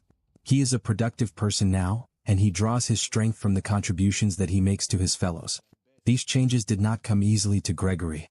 His transition from an angry, manipulative, disdainful person to a more caring and considerate person was a journey through pain that required much courage. Yet, by committing himself to that journey, he changed his life. From the point of view of Gregory's consciousness, the uniform flow of Gregory's life was altered significantly by his determination to confront his pain, and was altered further by his determination to cultivate his new perceptions. The force that altered the uniform motion of Gregory's life was his decision to enter into his life consciously. Without this decision, Gregory's life would have continued, as did Hank's, on the unconscious course that his karma, and his responses to the situations that it generated, would have created for him. Is it appropriate to interpret the first law of motion, which depicts the idealized movement of a physical object, in this way? Is the first law of motion, when it is interpreted in this way, merely a metaphor that conveniently serves to describe a non-physical dynamic? It is more than that. It is the reflection in physical reality in the world of physical objects and phenomena of a larger non-physical dynamic at work in non-physical domains. This is the physics of the soul. When science and its discoveries are understood with the higher order of logic and understanding of the multisensory human, they reveal the same richness that life, itself, displays everywhere and endlessly. The perception of the multisensory personality is not segmented. The multisensory human, for example, sees that the paradigms which form the history of science also reveal a history of the way that our species has seen itself in relation to the universe. Ptolemaic astronomy reflects a species that sees itself as the center of the universe. Copernican astronomy reflects a more sophisticated and interdependent perspective of a species that recognizes itself as part of the motion of the universe. Newtonian physics reflects a species that is confident in its ability to grasp the dynamics of the physical world through the intellect. Relativity reflects a species that understands the limiting relationship between the absolute and personalized perceptions of it. And quantum physics reflects a species that is becoming aware of the relationship of its consciousness to the physical world. In other words, from the point of view of the multisensory human, the discoveries of science illuminate both inner and outer experiences, physical and non-physical dynamics. A foundational discovery of optics, for example, is that white and black are not colors like blue, green, and red. White is a combination of all the colors of the visible spectrum of light, and black is the absence of that speck with purity, insight, and divine inspiration. As we shall see, this type of light is not merely poetical. It is real. A soul can find it difficult to walk the way of light through the course of an incarnation. It can find that learning to live in light is a difficult sojourn. Through the choices that it makes while it is incarnate upon the earth, the choice of anger instead of forgiveness, for example, or condemnation instead of understanding, a soul accumulates negative karma. As it leaves its body, it remains enveloped with the quality of light that it acquired through the choices that it made while it was upon the earth. When that soul has to create another personality, it will have to create a personality that is drawn from this well. Therefore, it will create a personality of more limitations. A personality with limitations of consciousness will find what we call evil more attractive than will one with a more expanded awareness. The temptation to walk that way will be strong for such a personality. All souls are tempted, but an individual with limitations of consciousness will find it more attractive to walk into the magnetic field of fear because it would not recognize fear for what it is. It would accept it as something else, as something that is normal to life. How we understand evil, therefore, is very significant. Evil needs to be understood for what it is, the dynamic of the absence of light. It is not something that one should prepare to battle, to run from, or to outlaw. Understanding evil as the absence of light automatically requires that we reach for this thing called light. Conscious light is equal to divinity, to divine intelligence. Where there is an absence of divine intelligence, that darkness itself maneuvers. It is simply that there is darkness and we stumble in the darkness. The existence in darkness is not permanent. Every soul will eventually be fully enlightened. A soul with no light will always come to no light because there is so much assistance provided to each soul at all times. There is much light, as we shall see, that is continually surrounding such a soul even though it may not be able to directly penetrate it, and there is much assistance for souls that insist upon living in darkness. The encouragement to take even one thought into light is always available. Eventually they always do. Understanding that evil is the absence of light does not mean that it is inappropriate to respond to evil. What is the appropriate response to evil? The remedy for an absence is a presence. Evil is an absence and, therefore, it cannot be healed with an absence. By hating evil, or one who is engaged in evil, you contribute to the absence of light and not to its presence. Hatred of evil does not diminish evil, it increases it. The absence of light causes the personality to suffer. There is pain. When you hate, you bring that suffering upon yourself. Hatred of evil affects the one who hates. It makes him or her a hateful person, a person who also has absented himself or herself from light. Understanding evil as the absence of light does not require you to become passive, or to disregard evil actions or evil behavior. If you see a child being abused or a people being oppressed, for example, it is appropriate that you do what you can to protect the child or to aid the people, but if there is not compassion in your heart also for those who abuse and oppress, for those who have no compassion, do you not become like them? Compassion is being moved to and by acts of the heart, to and by the energy of love. If you strike without compassion against the darkness, you yourself enter the darkness. Understanding that evil is the absence of light challenges the perception of power as external. Can an absence be defeated? An evil person can be arrested, but can evil be arrested? An evil group can be imprisoned, but can evil be imprisoned? A compassionate heart is more effective against evil than an army. An army can engage another army, but it cannot engage evil. A compassionate heart can engage evil directly. It can bring light where there was no light. Understanding evil as the absence of light requires you to examine the choices that you make each moment in terms of whether they move you toward light or away from it. It allows you to look with compassion upon those who engage in evil activities, even as you challenge their activities, and thus protects you from the creation of negative karma. It permits you to see that the place to begin the task of eliminating evil is within yourself. This is the appropriate response to evil. The higher order of logic and understanding that characterizes the multisensory human permits it to learn more quickly than the five-sensory human is able to learn from what its senses alone tell it, and what its intellect makes of that. We have evolved as far as the intellect will take us. We have explored the scope and depth of five-sensory reality, and we have discovered the limitations of external power. The next phase of our evolution will take us into the experiences of the multisensory human and the nature of authentic power. This requires the heart. Chapter 5. Intuition. The central perception of the multisensory human is that he or she is not alone.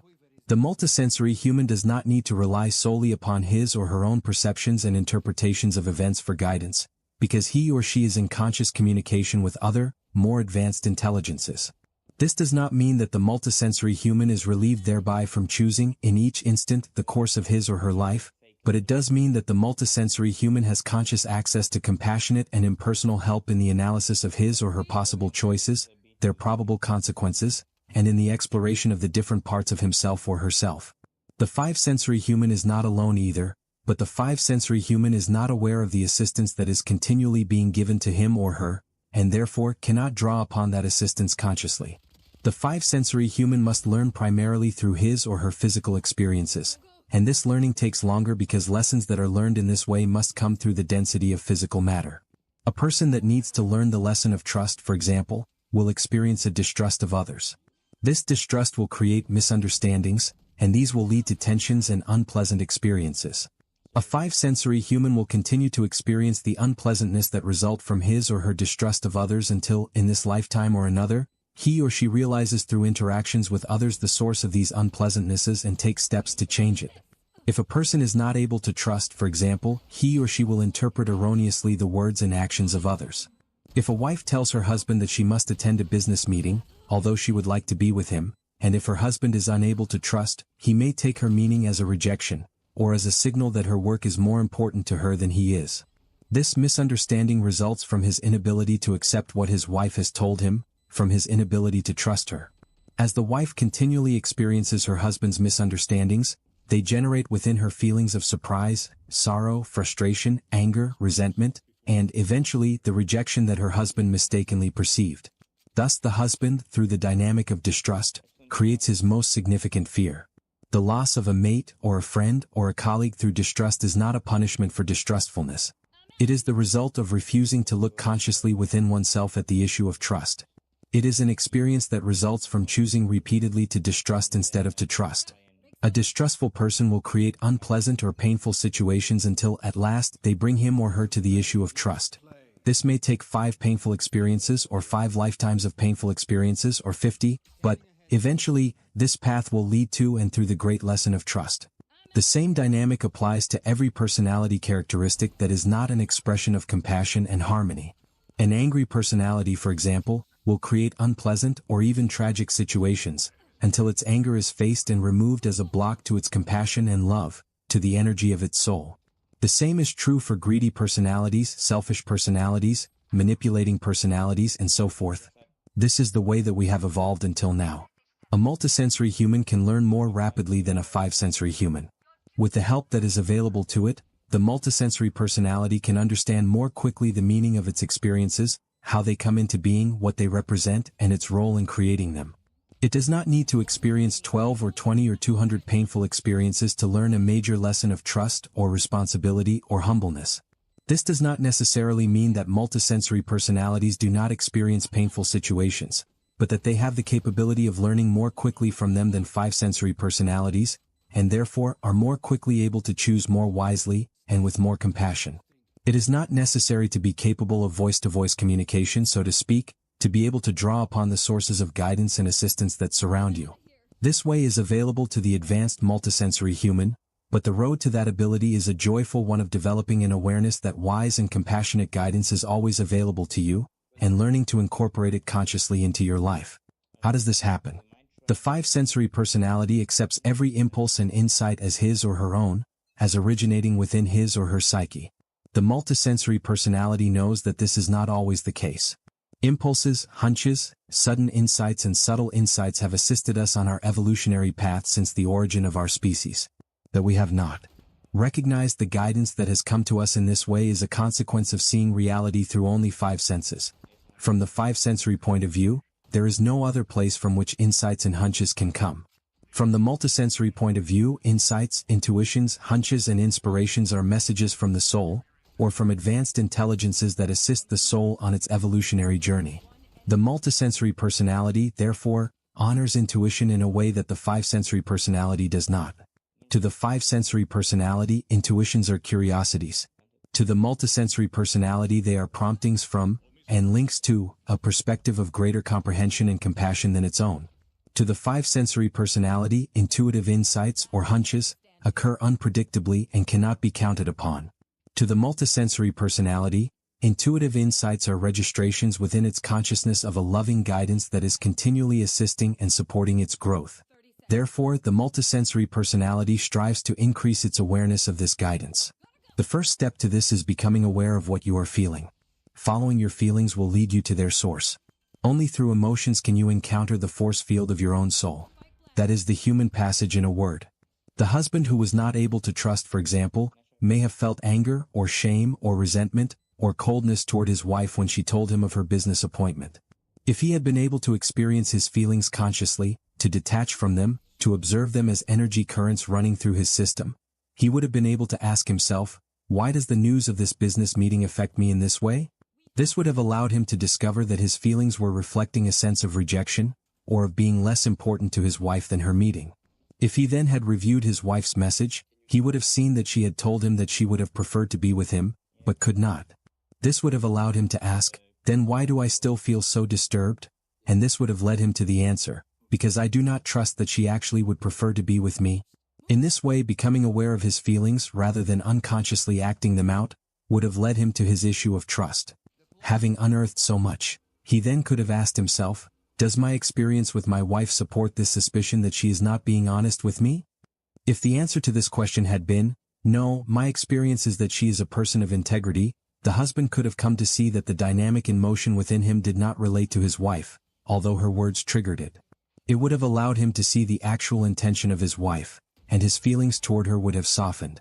Her response to him would have been one of closeness toward a loving husband, instead of hurt caused by the rejection of her intimacy by a hostile husband. Had he followed this course, he would not have had to ruin his afternoon or his marriage. He would have been able to learn from his emotions and his questions about them, the same lesson that he eventually would learn through the unpleasant experiences that resulted from his lack of trust. He would have been able to see within the framework of one instance the effects of distrust and the effects of trust. Each question that a person asks, such as, "Why does news of this business meeting affect me this way? Why do I feel so disturbed? And does my experience support my suspicion?" invokes guidance. Every time you ask for guidance, you receive it. Every time you ask yourself, "What is my motivation?" you ask the universe, "Help me to see," and help comes. You may not always be capable of hearing the answers to your questions when you ask them, and the answers may not always come in the ways that you expect, but they always come. Sometimes an answer occurs in the form of a feeling or a no feeling, sometimes in the form of a memory or a thought that, at the time, seems random, sometimes in a dream and sometimes in the form of a realization that is prompted by an experience that will occur the next day. No question is unheard and no question goes unanswered. Ask and you shall receive is the rule, but you must learn how to ask and how to receive. The intellect is meant to expand perceptions, to help you grow in perceptual strength and complexity, and not to do harm. The experiences of the intellect are experiences of knowledge. Knowledge is power, and for each level of knowledge you are held responsible for how you use it. Knowledge that simply comes into your being and does not in some way or form become processed and used to the benefit of others can have a seriously detrimental effect upon your body. Karmic obligations that are created by deliberate misuse of knowledge, by knowingly harming or creating discord in another, are greater than those that are created in ignorance. In a world that understands power as external, the intellect often functions without the compassionate influence of the heart. This creates situations in which intellectual power is used as a weapon to harm others, to exert willpower without tenderness. When the intellect is used to design or develop or produce weapons, for example, it is not being used as it was intended. When an industry or a plant is designed or built or operated without convivial, it prompts you to pursue that which has no apparent reason in order to survive. Hunches about danger, for example, about what is risky and what is not, about which street is safe to walk and which is not, or about checking the car under the hood, help you to remain in the physical world. Intuition serves creativity. It tells you what book to buy for your project. It tells you where to meet the colleague that you need to meet, and which ideas from one field will complement which ideas from another.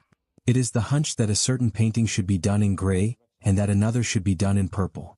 It is the sense that an idea that has never been tried before might work. Intuition serves inspiration. It is the sudden answer to a question. It is the meaning that takes form in the fog of confusion. It is the light that comes to the darkness. It is the presence of the divine. Intuition can be thought of as a type of wiring that can be used by various sources. One of these sources is the soul. Intuition is a walkie-talkie, so to speak, between the personality and the soul. This happens through the higher self. The higher self is the connecting link when the soul speaks to its personality. It is the dialogue between the personality and its immortal self. The personality-soul communication is the higher self experience, but the personality does not communicate with the fullness of its soul. All of the energy of the soul does not incarnate. To incarnate, the soul creates a personality from those parts of itself that it wants to heal in the physical environment and from those parts of itself that it lends to the process of healing in that lifetime. So powerful is the energy of the soul that it could not advance into a physical form without, literally, exploding that form. In the creation of a personality, the soul calibrates parts of itself, reduces parts of itself, to take on the human experience. Your higher self is that aspect of your soul that is in you, but it is not the fullness of your soul. It is a smaller soul self. Therefore, higher self is another term for soul, Yet the soul is more than the higher self. Picture a cup, a gallon, and a water tank. The water tank is the soul. An aspect of the soul becomes a gallon. That gallon is still soul, but not the fullness of the soul. It is that part of the soul that is on mission, so to speak. The personality is the cup. The cup contacts the gallon, the higher self-soul, but not the full-bodied water tank. Communication between the personality and its soul is an in-house intuitive process. It is a process that is organic to your own internal system. For example, decision-making, which is your process, can be an intuitive process in which you pull data from your mind, your heart, and your intuition, relying upon the guidance of your higher self. Each of these sources is part of your own system of energy. Your personality and your higher self are of your soul. Intuition also can permit the personality, through its higher self, to receive information from other souls of higher process, souls that are not its own soul. Sources of guidance other than your own higher self can come across on the same radio station, so to speak. This is not the same as an intuitive process. This is a process of receiving guidance through intuitive channels. Receiving information through intuitive channels is significantly different from receiving information through intuitive processes. Receiving information through intuitive processes is cooking at home. Receiving information through intuitive channels is ordering out. The guidance that the multisensory human receives through intuitive processes and through intuitive channels is as essential for his or her well-being and growth as sunshine and clean air. Through his or her intuition, the multisensory human comes to understand and to experience truth consciously. What is truth? Truth is that which does not contaminate you but empowers you. Therefore, there are degrees of truth, but, generically, truth is that which can do no harm. It cannot harm. Higher self connecting to non-physical teachers produces a level of truth that is true not just for you, but that would be true for anyone who came into contact with it. You subtracted everything that is personal to you from the guidance that you receive through intuitive channels, there would remain a kernel of truth that would apply to others, or, at least, the presence of unconditional love, whereas much of the information that you receive through your own intuitive process will be effective only for you. This is the difference between personal truth and impersonal truth. They are both truth, but personal truth is yours, and impersonal truth belongs to all that is, to each person. We need truth to grow in the same way that we need vitamins, affection, and love. At times, the truth that comes through intuitive processes or through intuitive channels can be contaminated with your own fear. Here is a place to apply your intellect. In other words, you might think that you are receiving a clear intuition, but if you examine it rationally, if you take it apart, you will be able to see that you are responding to an insecurity, just as the question, "Does my experience with my wife support my suspicion?" would have allowed the husband to see that the origin of his emotional response was an insecurity rather than the energy dynamic with his wife. Answers that come through your intuitive processes or through intuitive channels may challenge what you would prefer to do. Your lower self, your personality, will not challenge but rationalize. It is natural to ascend to a level where you can learn to distinguish between the sources of guidance that you receive. The idea of being guided by truth that is received intuitively appears unusual to the five-sensory personality. The psychology that has been constructed upon the experiences of the five-sensory personality does not even recognize intuition in the sense that it recognizes, and studies and seeks to understand, physical perception, affect, and cognition. To the multisensory personality, it is unusual not to rely upon truths that it receives from its higher self and, through its higher self, from souls that are more advanced. The personality is never separate from its soul, and the soul and its personalities are continually assisted and guided with impersonal compassion and wisdom. This is so for both the five-sensory personality and for the multisensory personality, but the five-sensory personality is not aware of its soul or the guidance that it receives from its higher self and from more advanced souls. The multisensory personality is aware of its soul. It seeks to align itself with its soul, to become the physical embodiment of its higher self, and it consciously invokes and receives the loving assistance of its own soul and of other souls that assist it. Chapter 6. Light. The soul is not physical, yet it is the force field of your being.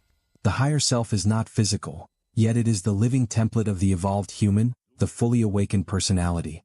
The experience of intuition cannot be explained in terms of the five senses, because it is the voice of the non-physical world. Therefore, it is not possible to understand your soul or your higher self or your intuition without coming to terms with the existence of non-physical reality. Knowing in the cognitive sense cannot produce proof of non-physical reality any more than it can produce proof of God. Proof of non-physical reality does not exist in the rational mind seeks it. Therefore, when you ask from the perspective of the five-sensory personality, does non-physical reality exist? What you really are asking is, if I cannot prove the existence of non-physical reality, do I decide that it is nonsensical? Do I decide that there is no answer, or do I expand myself to the level at which the answer can be given? When a mind asks a question that suggests a different level of truth, no matter what the question, expansion has always been the way of the scientist, the pursuer of truth. At one time in our evolution, for example, the question was asked, are there forms of life that are smaller than the eye can see? From the five-sensory perception, the answer was, no. Someone did not accept that answer, and the microscope was invented.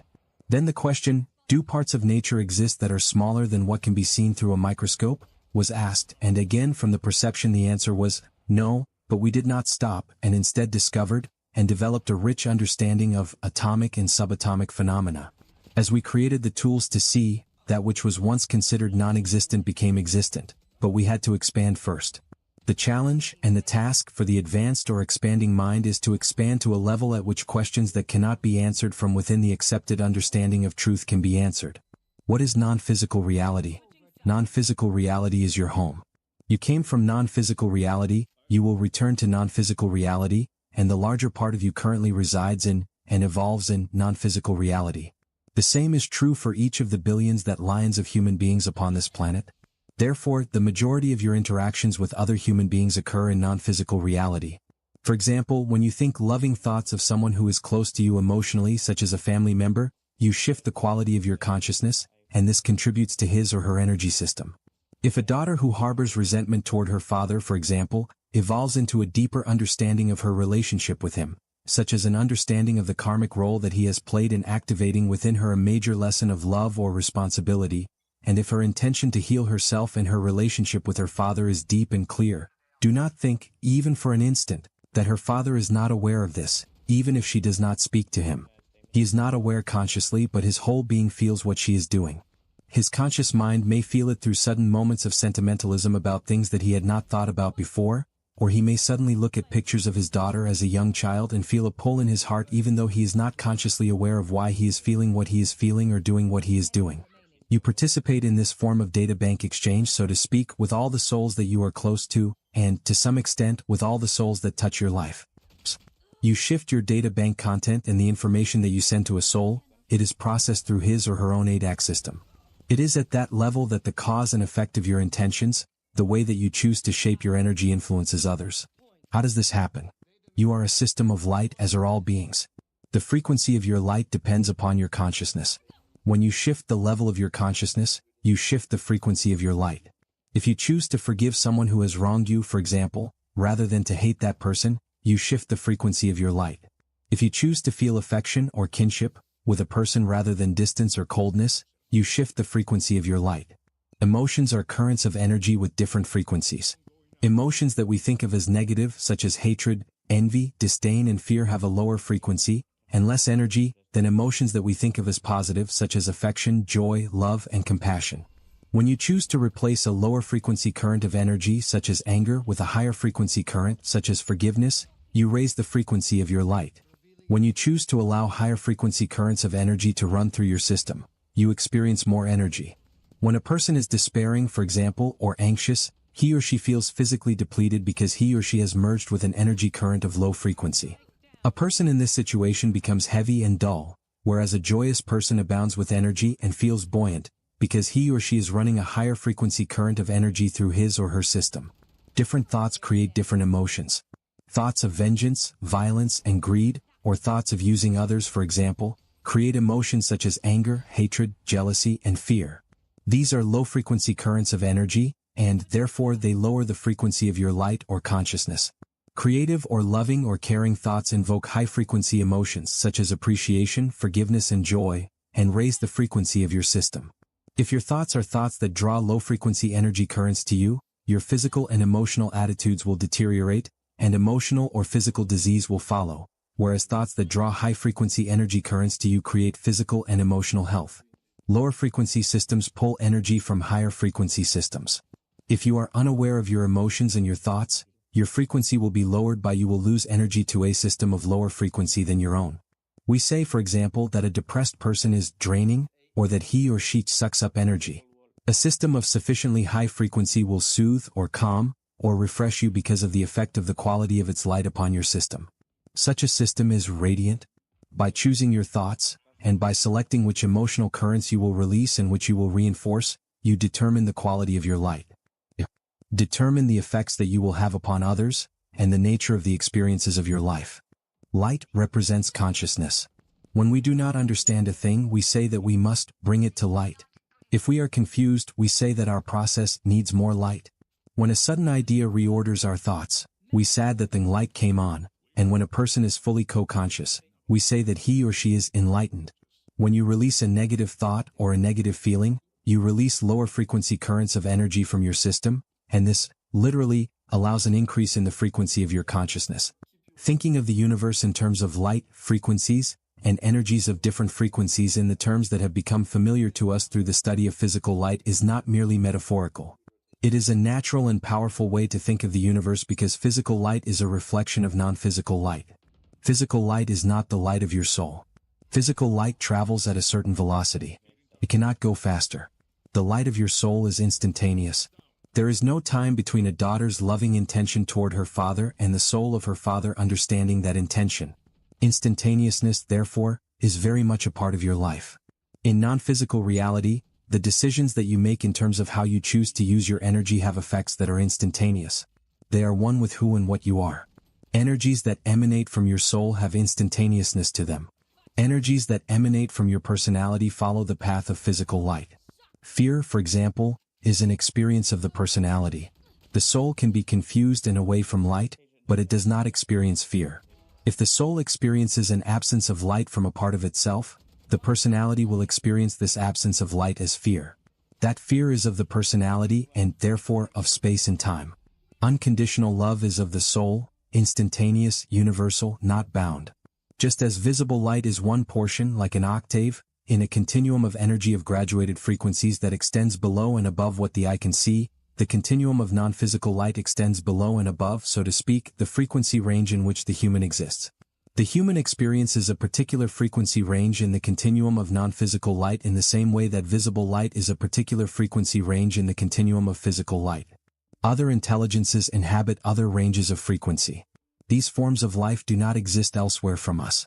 Just as infrared light, ultraviolet light, microwave light and many other frequencies and ranges of frequencies coexist with the visible light spectrum, but are invisible to us, the life forms that are characterized by different frequency ranges of non-physical light coexist with us, but are invisible to us.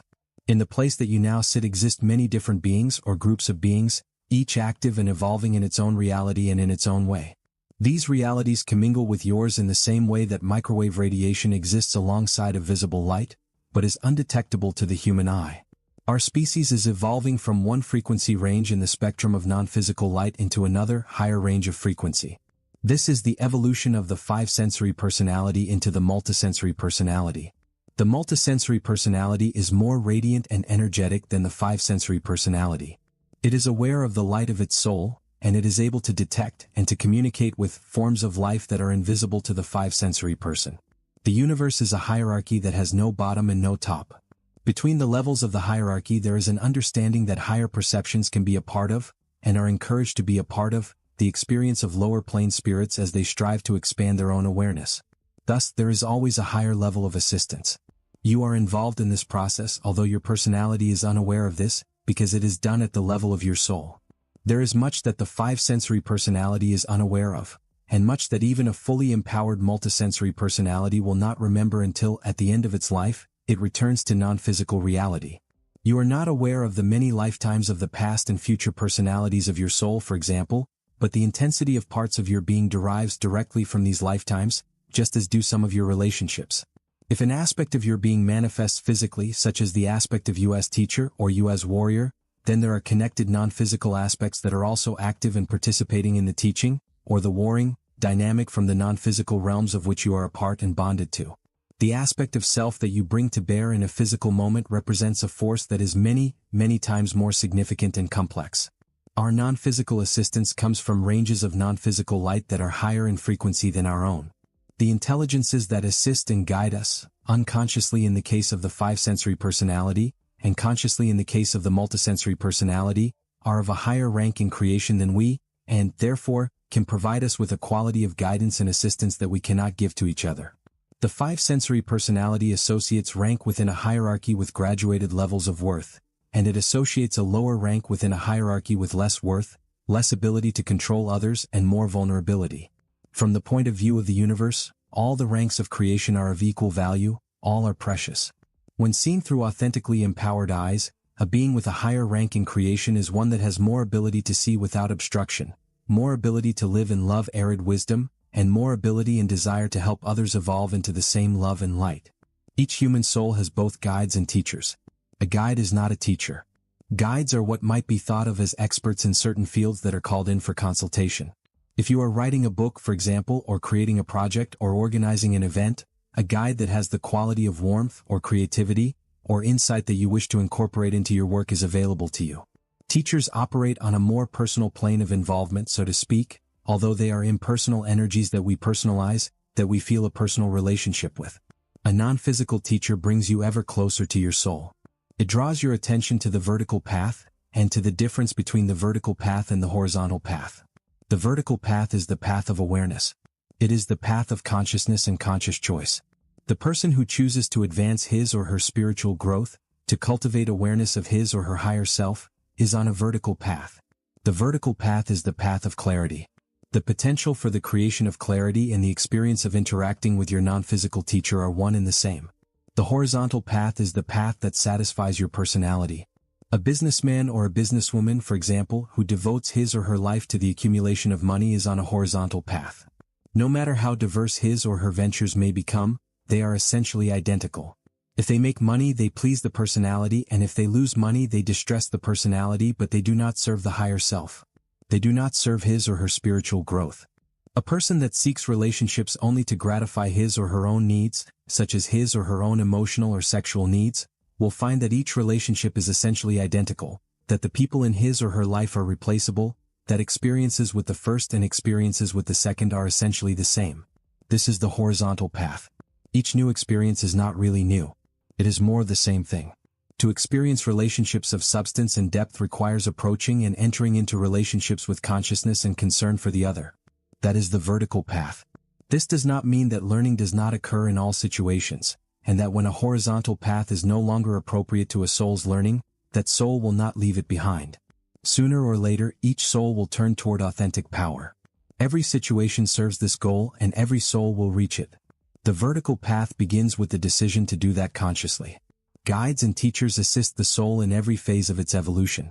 The number of guides and teachers that a soul has depends upon what it seeks to accomplish and its level of awareness. Souls that take upon themselves projects of your soul know its guides and teachers. It drew upon their wisdom and compassion in charting the incarnation that became you, and that part of your soul that is you will be gathered into their waiting arms when the incarnation that is you comes to an end when you go home. You receive loving guidance and assistance at each moment. At each moment, you are prompted and encouraged to move into light. The decisions that you make are yours to make. Non-physical's teacher cannot and would not live your life for you. It will assist you through the learning experiences of your life. The answers that it can provide you depend upon the questions that you ask by questioning your own motivations, by praying or meditating and remaining open for the answer, or by asking directly, as in the case of the multisensory human that has developed this ability. When you ask one set of questions, one set of doorways opens before you, and when you ask other questions, other doorways open. In each instance, your teacher or teachers will advise you with impersonal compassion and clarity. It will help you to examine the probable results of each choice that you make. It will touch your feelings in ways that bring your awareness to areas that need to be healed. It will answer your questions, but you must ask them and therefore give direction to your own energy. It will advise you as to which courses will most likely lead to which results, and it will continue to advise you with wisdom and compassion no matter what choices you make. A teacher can neither create nor remove karma for you. No being, not even a non-physical teacher, can use your energy, but a non-physical teacher can help you to understand what your choices and your experiences represent. It can provide you with the knowledge that will allow you to choose responsibly, and hopefully choose wisely. Therefore, the ability to draw consciously upon your non-physical guidance and assistance, to communicate consciously with a non-physical teacher, is a treasure that cannot be described, a treasure beyond words and value. Every decision that you make either moves you toward your personality, or toward your soul. Each decision that you make is an answer to the question, how do you choose to learn love? How do you choose to learn authentic empowerment through doubt and fear or through wisdom? This is the heart of the Garden of Paradise story. The tree of truth, given unto the entire human species, said, "Learn. Which way do you wish to learn?" This is the ultimate first act of free will. How do you wish to learn? The question continues in every one of your life situations. It is the eternal question. It is the longest-running show on Broadway, so to speak. No matter what situation, no matter what moment, the Garden of Eden question continues and continues and continues. Each time the opportunity in every circumstance in miniature is, will you choose the way of doubt and fear, or will you choose the tree of wisdom? The tree of life, of knowledge, of truth, of wisdom, is an opportunity, an archetypal question. Adam and Eve, the male and female principles within the Garden of Eden, took the apple symbolically and misused knowledge. Their choice was to misuse knowledge, and therefore they created shame. That was not part of the human design up to that point. The misuse of knowledge, of truth, of wisdom, produced embarrassment and shame. That gave rise to guilt. Guilt gave rise to fear, and so began the evolution of the human species. The decision to take the apple was a decision of the highest order of evolution, an order that cannot be conceived or even grappled with, in the same context that we would use to understand a human decision. To speak of decisions in terms of an individual human life, or in the terms of a larger body of individual human lives, is very different from speaking about how the role of evolution and learning began billions of years ago with the human species. The decision to take the apple in the Garden of Eden story does not refer to one decision that was made by two humans who really existed in such a setting. It was not a decision such as you or I would make in terms of, do I choose this or that? The Garden of Paradise story describes the beginning of the whole experience of Earth and the human species. It refers to principles of energy that were brought to bear upon larger bodies of group consciousnesses that had stress, that had formation energies, creation energies. In their process of forming their own polarities, polarities that would become the polarities of the human experience, doubt and fear stood opposing to trust and light, and so they came into being. Yet, it is not inappropriate to understand the Garden of Eden story in terms of human choices between doubt and fear on the one hand and wisdom on the other, because the choice to learn through wisdom or through doubt and fear is very much part of every single challenge that every single human comes up against within every minute of every day, and this challenge reflects the dynamics that, at a larger level of evolution, were brought to bear upon our evolution. This brings us to the relationship between choice, light, and physical reality. Chapter 7, Intention Part 1. Not all forms are physical. A thought, for example, is a form. What is a thought formed out of? A thought is energy or light that has been shaped by consciousness. No form exists without consciousness. There is light and there is the shaping of light by consciousness. This is creation. Energy continually pours through you, entering at the top of your head and descending downward through your body. You are not a static system. You are a dynamic being of light that at each moment informs the energy that flows through you. You do this with each thought, with each intention. The light that flows through your system is universal energy. It is the light of the universe. You give that light form. What you feel, what you think, how you behave, what you value, and how you live your life reflect the way that you are shaping the light that is flowing through you. They are the thought forms, the feeling forms, and the action forms that you have given to light. They reflect the configuration of your personality, your space-time being. You change the way that you shape the light which is flowing through you by changing your consciousness. You do this, for example, when you challenge a negative pattern such as anger, and consciously choose to replace it with compassion, or when you challenge impatience and consciously choose to understand and appreciate the needs of others. This creates different forms of thought, feeling, and action. It changes your experience. Every experience and every change in your experience reflects an intention. An intention is not only a desire. It is the use of your will. If you do not like the relationship that you have with your husband or with your wife, for example, and you would like it to be different, that desire alone will not change your relationship. You truly desire to change your relationship. That change begins with the intention to change it. How it will change depends upon the intention that you set. If you intend that your relationship with your husband or your wife become harmonious and loving, that intention will open you to new perceptions.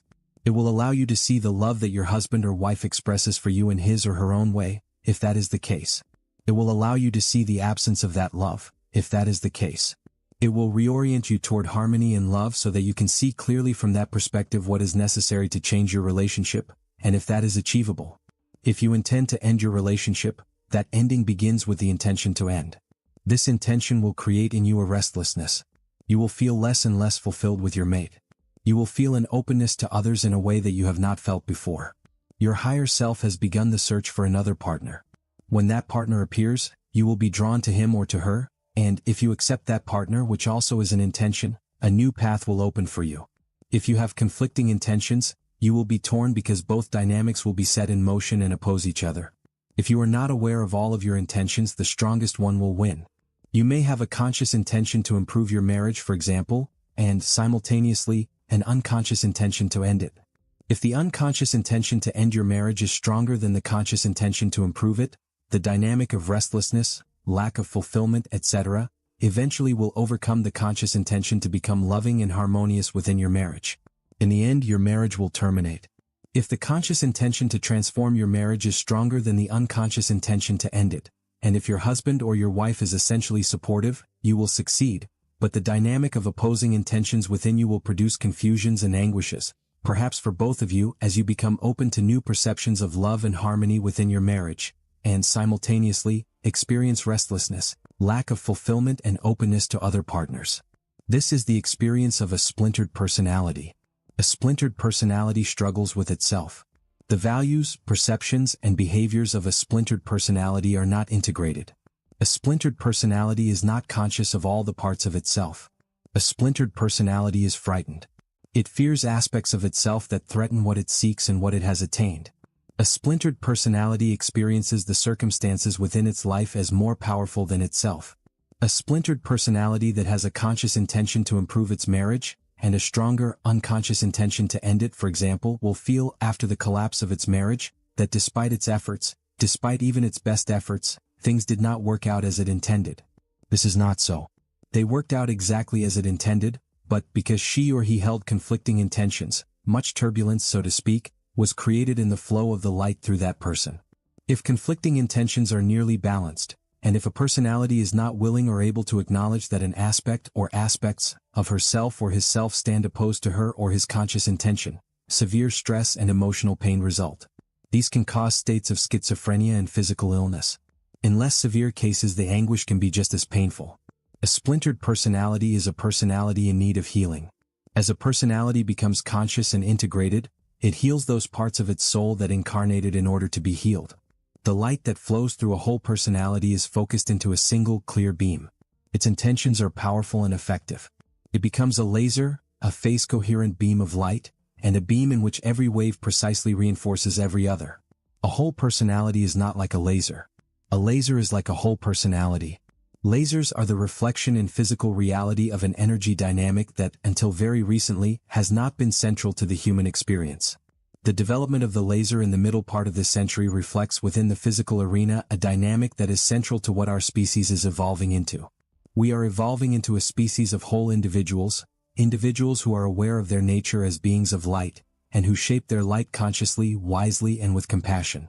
Therefore, the physical phenomenon of phase-coherent light that does not struggle with itself, so to speak, has come into being. It is a new phenomenon to the human experience, and it reflects the new energy dynamic of the whole human. The achievements of science, in other words, do not reflect the laboratory capabilities of individuals or nations, but the spiritual capabilities of our species. Intentions affect more than relationships. Intentions set into motion processes that affect every aspect of your life. The individual human souls that participate in the evolution of these aspects of Gala form these group energy dynamics, and at the same time, their own developments are served by the karmic energy properties of these nations. Consider the United States, for example, as simply one unit of energy that is evolving with a particular consciousness. The individual souls that pass through this collective consciousness expand it, create actions, create thought forms, create causes and effects, and that is how it accumulates karma. The relationship of these souls to their nation is like that of cells to a body. Your consciousness affects every cell in your body, and every cell in your body affects your consciousness. There is a mutuality. Each individual in the collective consciousness that is called the United States can be thought of as a cell in that nation, in dialogue. The Earth School and the Earth are not the same. The Earth is a planet. With or without humanity it would be. The purpose of the planet is double, so to speak. It has its own evolution, and part of its evolution includes the housing of a species called human. The Earth has agreed to interact with the human species, and to allow the development of this species to merge with its own consciousness. Part of this agreement can be understood as an agreement that matter will be co-created upon this planet with the consciousness of the Earth. Since the Earth now has creative residents, it responds to their energy. Our species and the Earth form a mutual response system. This happens in the same way that nature exists, and is also a co-creative adventure. As you continue to move outward through the layers of your reality, they become more and more impersonal. The next layer of your reality is your race. If you are black, your soul has chosen to participate in the evolution of what it is to be a black human. Your experiences of exhilaration, anger, wisdom, or kindness help to shape this impersonal energy dynamic. The next layer is your sex. If you are female, you have chosen to participate in the evolution of femininity within the human species. If you look upon the structure as an inverted pyramid, with your personal reality at the bottom, and each layer of your reality above your personal reality is more inclusive and more impersonal, the uppermost layer, the broadest and most impersonal layer, is humanity, the experience of being human. As an individual, you participate in group experiences simultaneously with being an individual, just as you can simultaneously be a man, a father, and a husband, or a woman, a wife, and a mother. These experiences are all simultaneous. Some of them are collective and some of them are individual. You can have an individual experience as a father, for example, and an occupation as a baseball player with a team. There you participate in a growing energy system. You contribute to the creation and the evolution of each of the collective consciousnesses in which you participate. If a person is French, he or she contributes to the evolution of the group consciousness that is called French. If a person is Catholic, he or she contributes to the group consciousness that is called Catholic. In other words, the dynamic of creating reality operates at more than one level. While you are here, you participate in the creation of both personal reality and impersonal reality. Just as you can participate in the creation of a building that will remain long after you are gone, you participate in the evolution of group energy dynamics that will remain after you are gone. Creating a building is a group effort. Several souls participate in the construction of that reality. It is built with group energy and not with just individual energy. Therefore, it has an existence that is independent of each of the individuals that built it. In the same way, you are participating in the evolution of the United States, yet when you die, this place called United States will continue. You are connected in layers and through layers to your experience.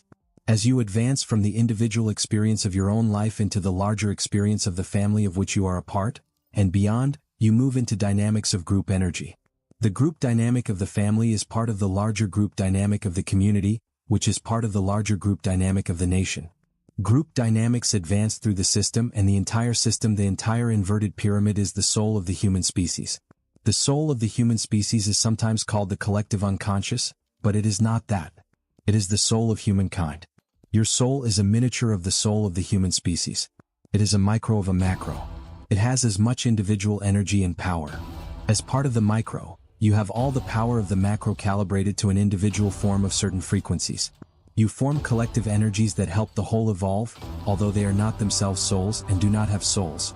In between the micro and the macro are the various experiences afforded the individual human soul learning within a group, participating in group evolution, such as the evolution of your country, your religion, and the individual personal experiences that comprise the human experience. As you move down from the top layer of the inverted pyramid to the layer beneath it, your experience reduces from being a part of the whole of human evolution to being a part of the evolution of male or female energy. In the next layer down, you become part of the evolution of Caucasian or Negro or Mongoloid. In the next layer down, you is part of the evolution of the energy field of the United States. In the next layer down, you are part of the evolution of an individual whose experiences will include an aspect that participates in the evolution of military, an aspect that participates in the evolution of teacher, an aspect that participates in the evolution of father, and so on. Layer by layer, that is what the reality of each individual looks like. From the top layer, which is all humanity, all humanists, each layer downward locates you more individually and more specifically. The most impersonal consciousness, the human species, is the first layer. This consciousness then takes on personal attributes. It is personal that you are part of the United States. It is personal that you are a white male part of the United States or a brown female part. These are parts of your personal experience and characteristics that serve the evolution of the whole. A university, by analogy, is a group dynamic. Each of the schools of a university undergraduate, business, medicine, law is also a group energy system, a less inclusive collective of group energy of souls in evolution. What happens within the schools affects the whole of the university itself. Then within a particular school there is the experience of a certain class, which is more personal, and after that the experience of the student himself or herself, which is intimately personal. The reality of each individual is created by his or her intentions and the intentions of others. What we think of as a physical reality that we share is an intermingling or a formation, a massive overlay of appropriate realities. It is a fluid massive consciousness in which each of us exists independently of each other and yet coexists interdependently with each other. What we, as a species and as individuals, are now becoming aware of is the effect of consciousness on this process. Chapter 8, Intention Part 2. You are the product of the karma of your soul. The dispositions, aptitudes and attitudes that you were born with serve the learning of your soul. As your soul learns the lessons that it must learn to balance its energy, those characteristics become unnecessary and are replaced by others. This is how you grow as you come to realize, for example, that anger leads nowhere. Your anger begins to disappear and you move into a more integrated and mature orientation toward your experiences. What once angered you now brings forth different responses. Until you become aware of the effects of your anger, you continue to be an angry person. If you do not reach this awareness by the time you return home, your soul will continue this lesson through the experiences of another lifetime. It will incarnate another personality with aspects that are similar to your own. What is not learned in each lifetime is carried over into other lifetimes, along with new lessons that arise for the soul to learn, new karmic obligations that result from the responses of its personality to the situations that it encounters. The lessons that the soul has learned also are brought forward into other lifetimes, and this is how the soul evolves. Personalities mature in time, and the soul evolves in eternity. Your dispositions, aptitudes, and attitudes reflect your intentions. If you are angry, fearful, resentful, or vengeful, your intention is to keep people at a distance. The human emotional spectrum can be broken down into two basic elements: love and fear. Anger, resentment, and vengeance are expressions of fear, as are guilt, regret, embarrassment, shame, and sorrow. These are lower frequency currents of energy. They produce feelings of depletion, weakness, inability to cope, and exhaustion. The highest frequency current, the highest energy current, is love. It produces buoyancy, radiance, lightness, and joy. Your intentions create the reality that you experience. Until you become aware of this, it happens unconsciously. Therefore, be mindful of what you project. That is the first step toward authentic power. You may seek companionship and warmth, for example, but if your unconscious intention is to keep people at a distance, the experiences of separation and pain will surface again and again until you come to understand that you yourself are creating them. Eventually, you will choose to create harmony and love. You will choose to draw to you the highest frequency currents that each situation has to offer. Eventually, you will come to understand that love heals everything and love is all there is. This journey may take many lifetimes, but you will complete it. It is impossible not to complete it. It is not a question of if but of when. Every situation that you create serves this purpose. Every experience that you encounter serves this purpose. The healing journey of the human soul through its incarnations into the physical arena is a process of cycles of creation. Karma, personality, intentions, energy experiences, reactions, karma, etc. The karma of the soul determines the characteristics of the personality. It determines the physical, emotional, psychological, and spiritual circumstances into which the personality is born. It determines the ways that the personality is prone to understand its experiences. It determines the intentions with which the personality will shape its reality. These intentions create the reality that provides the soul at each moment, with the experiences that are necessary for the balancing of its energy, and the personality with the clearest choice between learning through wisdom or learning through doubt and fear.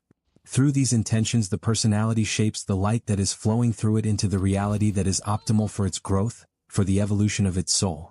The reactions of the personality to the experiences that it has created creates more karma. Reactions express intentions. They determine the experiences that will be created next, and the reactions of the personality to those experiences create more karma, and so forth, until the soul releases that personality and body. When the soul returns to its home, what has been accumulated in that lifetime is assessed with the loving assistance of its teachers and guides. The new lessons that have emerged to be learned, the new karmic obligations that must be paid, are seen. The experiences of the incarnation just completed are reviewed in the fullness of understanding. Its mysteries are mysteries no more. Their causes, their reasons, and their contributions to the evolution of the soul, and to the evolution of the souls with whom the soul shared its life, are revealed. What has been balanced, what has been learned, brings the soul ever closer to its healing, to its integration and wholeness. If the soul sees that it is necessary, it will choose, also with the help of its teachers and guides, another incarnation. It will draw to itself the guides and teachers that are appropriate to what it seeks to accomplish. It will consult with other souls whose evolution, like its own, will be mutually served by interactions within the physical arena. Then it will undertake again the massive voluntary reduction of its energy, the infusion of its energy into matter, the calibration of its energy to an appropriate scale and range of frequencies, that is an incarnation into the learning environment of the Earth School, and the process begins again. The world as we know it has been built without a consciousness of soul. It has been built with the consciousness of the personality. Everything within our world reflects personality energy. We believe that what we can see and smell and touch and feel and taste is all there is to the world. We believe that we are not responsible for the consequences of our actions. We act as though we are not affected when we take and take and take. We strive for external power and in that striving create a destructive competition. The introduction of consciousness into the cyclic process of creation through which the soul evolves permits the creation of a world that is built upon the consciousness of the soul, a world that reflects the values and perceptions and experiences of the soul. It allows you to bring the energy of your soul consciously into the physical environment. It allows the consciousness of the sacred to fuse with physical matter. The world in which we live has been created unconsciously by unconscious intentions. Every intention sets energy into motion whether you are conscious of it or not. You create in each moment. Each word that you speak carries consciousness more than that, carries intelligence, and therefore, is an intention that shapes light. When you speak of a marriage, for example, you invoke a particular consciousness, a particular energy. When two people marry, they become husband and wife. Husband means the master of a house, the head of a household, a manager. Wife means a woman who is joined to a man in marriage, a hostess of a household. Sometimes it means a woman of humble rank. The relationship between a husband and a wife is not equal. When two people marry, and think and speak of themselves as husband and wife, they enter into these consciousnesses and intelligences. In other words, the archetypical structure of marriage can be thought of as a planet. When two souls marry, they fall into the orbit or gravitational field of this planet and therefore, despite their own individual intentions, they take on the characteristics of this planet called marriage. They become part of the evolution of the structure itself through their own participation in a marriage. An archetype is a collective human idea. The archetype of marriage was designed to assist physical survival. When two people marry, they participate in an energy dynamic in which they merge their lives in order to help each other survive physically. The archetype of marriage is no longer functional. It is being replaced with a new archetype that is designed to assist spiritual growth. This is the archetype of spiritual or sacred partnership. The underlying premise of a spiritual partnership is a sacred commitment between the partners to assist each other's spiritual growth. Spiritual partners recognize their equality.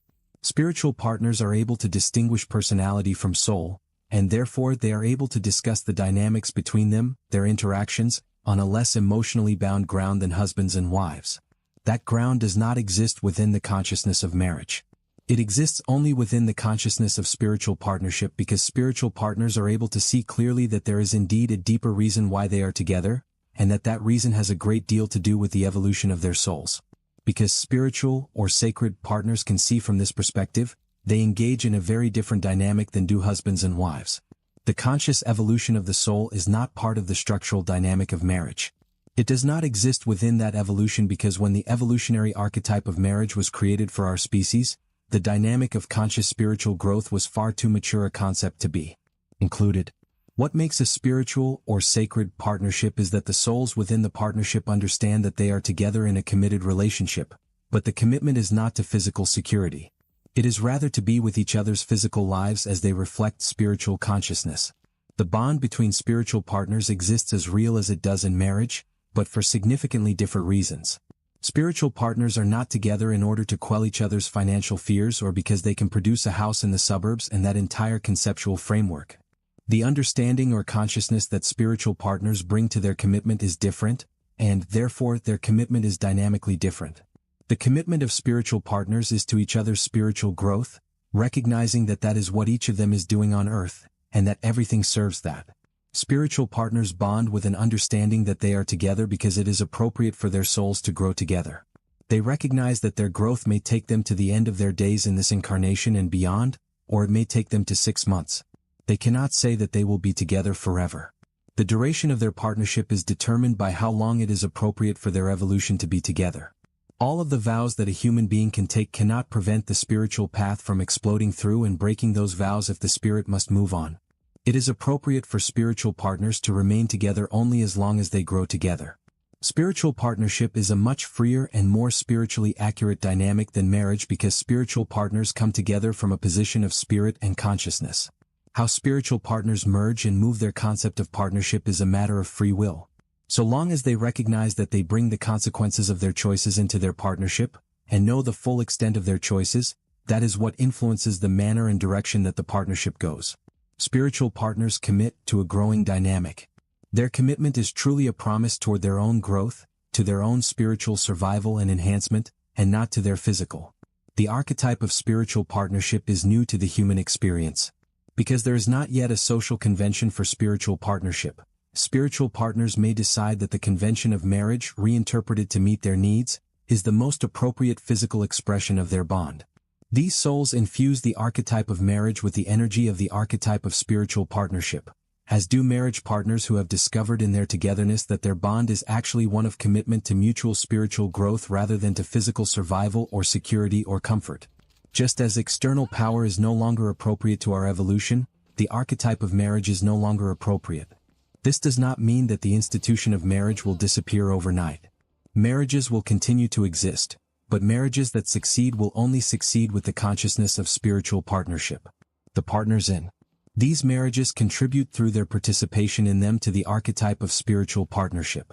When you bring the consciousness of your soul to your intention-setting process, when you choose to align yourself with your soul instead of with your personality, you create a reality that reflects your soul rather than your personality. When you look upon the experiences of your life as karmic necessities, when you react to your experiences as the products of an impersonal energy dynamic rather than the products of particular interactions, you bring the wisdom of your soul into your reality. When you choose to respond to life's difficulties with compassion and love instead of fear and doubt, you create a heaven on earth. You bring the aspects of a more balanced and harmonious level of reality into physical being. The introduction of consciousness into the cyclical processes of creation at the point of intention, and at the point of reaction, allows choice. It permits the selection of alternatives. It brings consciousness to the process of evolution. Your intention and attention shape your experiences. What you intend, through the density of matter, through the densest level of light, becomes your reality. Where your attention goes, you go. If you attend to the negative aspects of life, if you choose to focus your attention on the weaknesses of others, on their faults and shortcomings, you draw to yourself the lower frequency energy currents of disdain, anger and hatred. You put distance between yourself and others. You create obstacles to your loving. Your energy and influence move slowly through the realm of the personality, the arena of time and space and matter.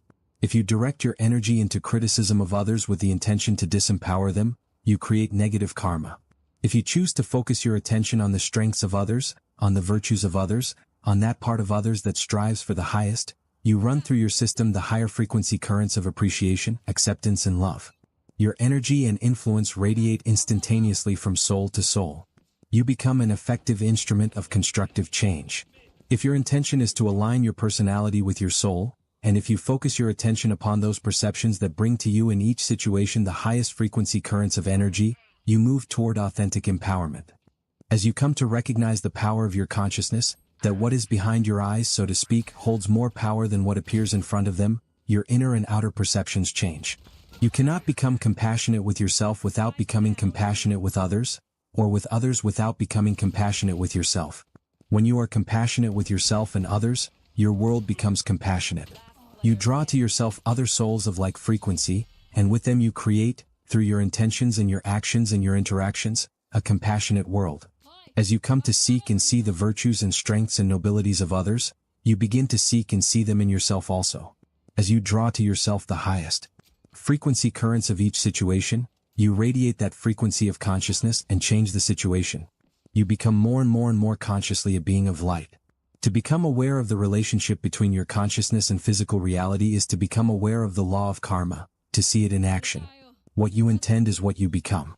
If you intend to take as much from life and others as you can, if your thoughts are of taking instead of giving, you create a reality that reflects your intentions. You draw to yourself souls of like frequency, and together you create a taking reality. Your experiences then reflect your own orientation and validate it. You see the people around you as personalities who take, rather than personalities who give. You do not trust them and they do not trust you.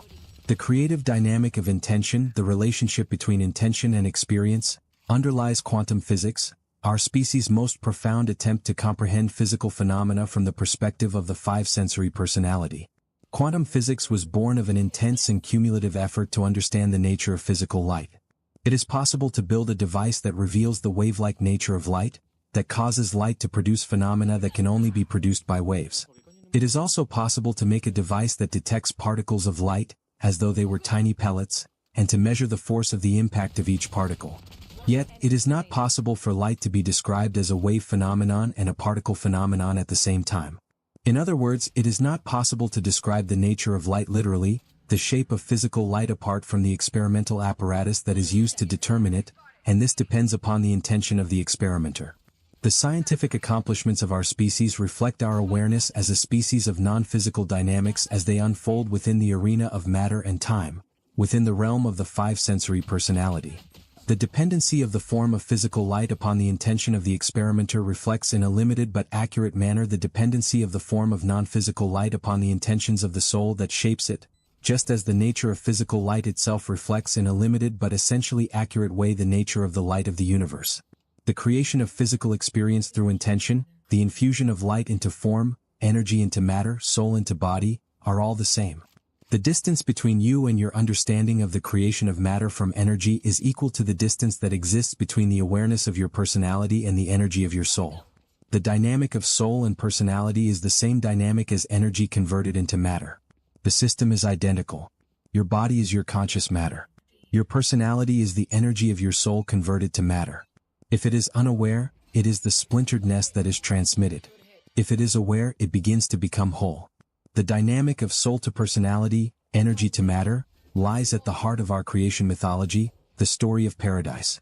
Are you not metaphorically within a Garden of Eden, so to speak, your own creative reality, within which you choose each day how you will create your reality with the male-female principle inside of you, the Adam and Eve principle, with the tree representing your personal energy system, your own court of knowledge? How will you use your power? Will you create paradise or be cast out, as it were? The challenge to each human is creation. Will you create with reverence or with neglect? Chapter 9, Choice. The center of the evolutionary process is choice. It is the engine of our evolution. Each choice that you make is a choice of intention. You may choose to remain silent in a particular situation, for example, and that action may serve the intention of penalizing, sharing compassion, extracting vengeance, showing patience, or loving. You may choose to speak forcefully, and that action may serve any of the same intentions. What you choose, with each action and each thought, is an intention, a quality of consciousness that you bring to your action or your thought. The splintered personality has several or many aspects. One aspect may be loving and patient, another may be vindictive, another charitable, and another selfish. Each of these aspects has its own values and goals. If you are not conscious of all of the different parts of yourself, the part of yourself that is the strongest will win out over the other parts. Its intention will be the one that the personality uses to create its reality. The charitable part of you, for example, may want to see the burglar that was caught in your house given another chance, but if the vindictive part of you is stronger, you will, perhaps with mixed feelings, press for his or her arrest. You cannot choose your intentions consciously until you become conscious of each of the different aspects of yourself. If you are not conscious of each part of yourself, you will have the experience of wanting to say, or to intend, one thing and finding yourself saying or intending something else. You will want your life to move in one direction and find that it is moving in another. You will desire to release a painful pattern from your experience and see it reappear yet again. It is not easy for a splintered personality to become whole because only some parts of a splintered personality seek wholeness. The other parts, because they are not as responsible or caring or compassionate as the parts that seek wholeness, pull the other way. They seek to create what satisfies them, what they have become accustomed to. These parts of the personality are often strong and well established. The splintered personality must always choose between opposing parts of itself. This is the backbone situation of our evolution. This is the foundational situation, the point of choice. The choice of intention is also the choice of karmic path. If you speak or act from anger, for example, you create the karma of anger. If you speak or act with compassion, you create the karma of compassion, and a different path opens before you. This happens whether you are aware of the different parts of yourself or not, whether even you are aware of the choices that you make at each moment. Unconscious evolution through the density of physical matter, through the experiences that are created unconsciously by unconscious intentions, has been the way of our species to now. This is the unconscious road to authentic empowerment. Conscious evolution through responsible choice is the accelerated way of evolution of the multisensory personality, and the five-sensory personality that is becoming multisensory. Responsible choice is the conscious road to authentic empowerment. What is responsible choice? As you follow your feelings, you become aware of the different parts of yourself, and the different things that they want. You cannot have all of them at once because many of them conflict. The part of you that wants more money and a bigger house conflicts with the part of you that suffers with the poor and hungry. The part of you that reaches out with compassion toward the beauty in others conflicts with the part of you that wants to use others for your own benefit or gratification.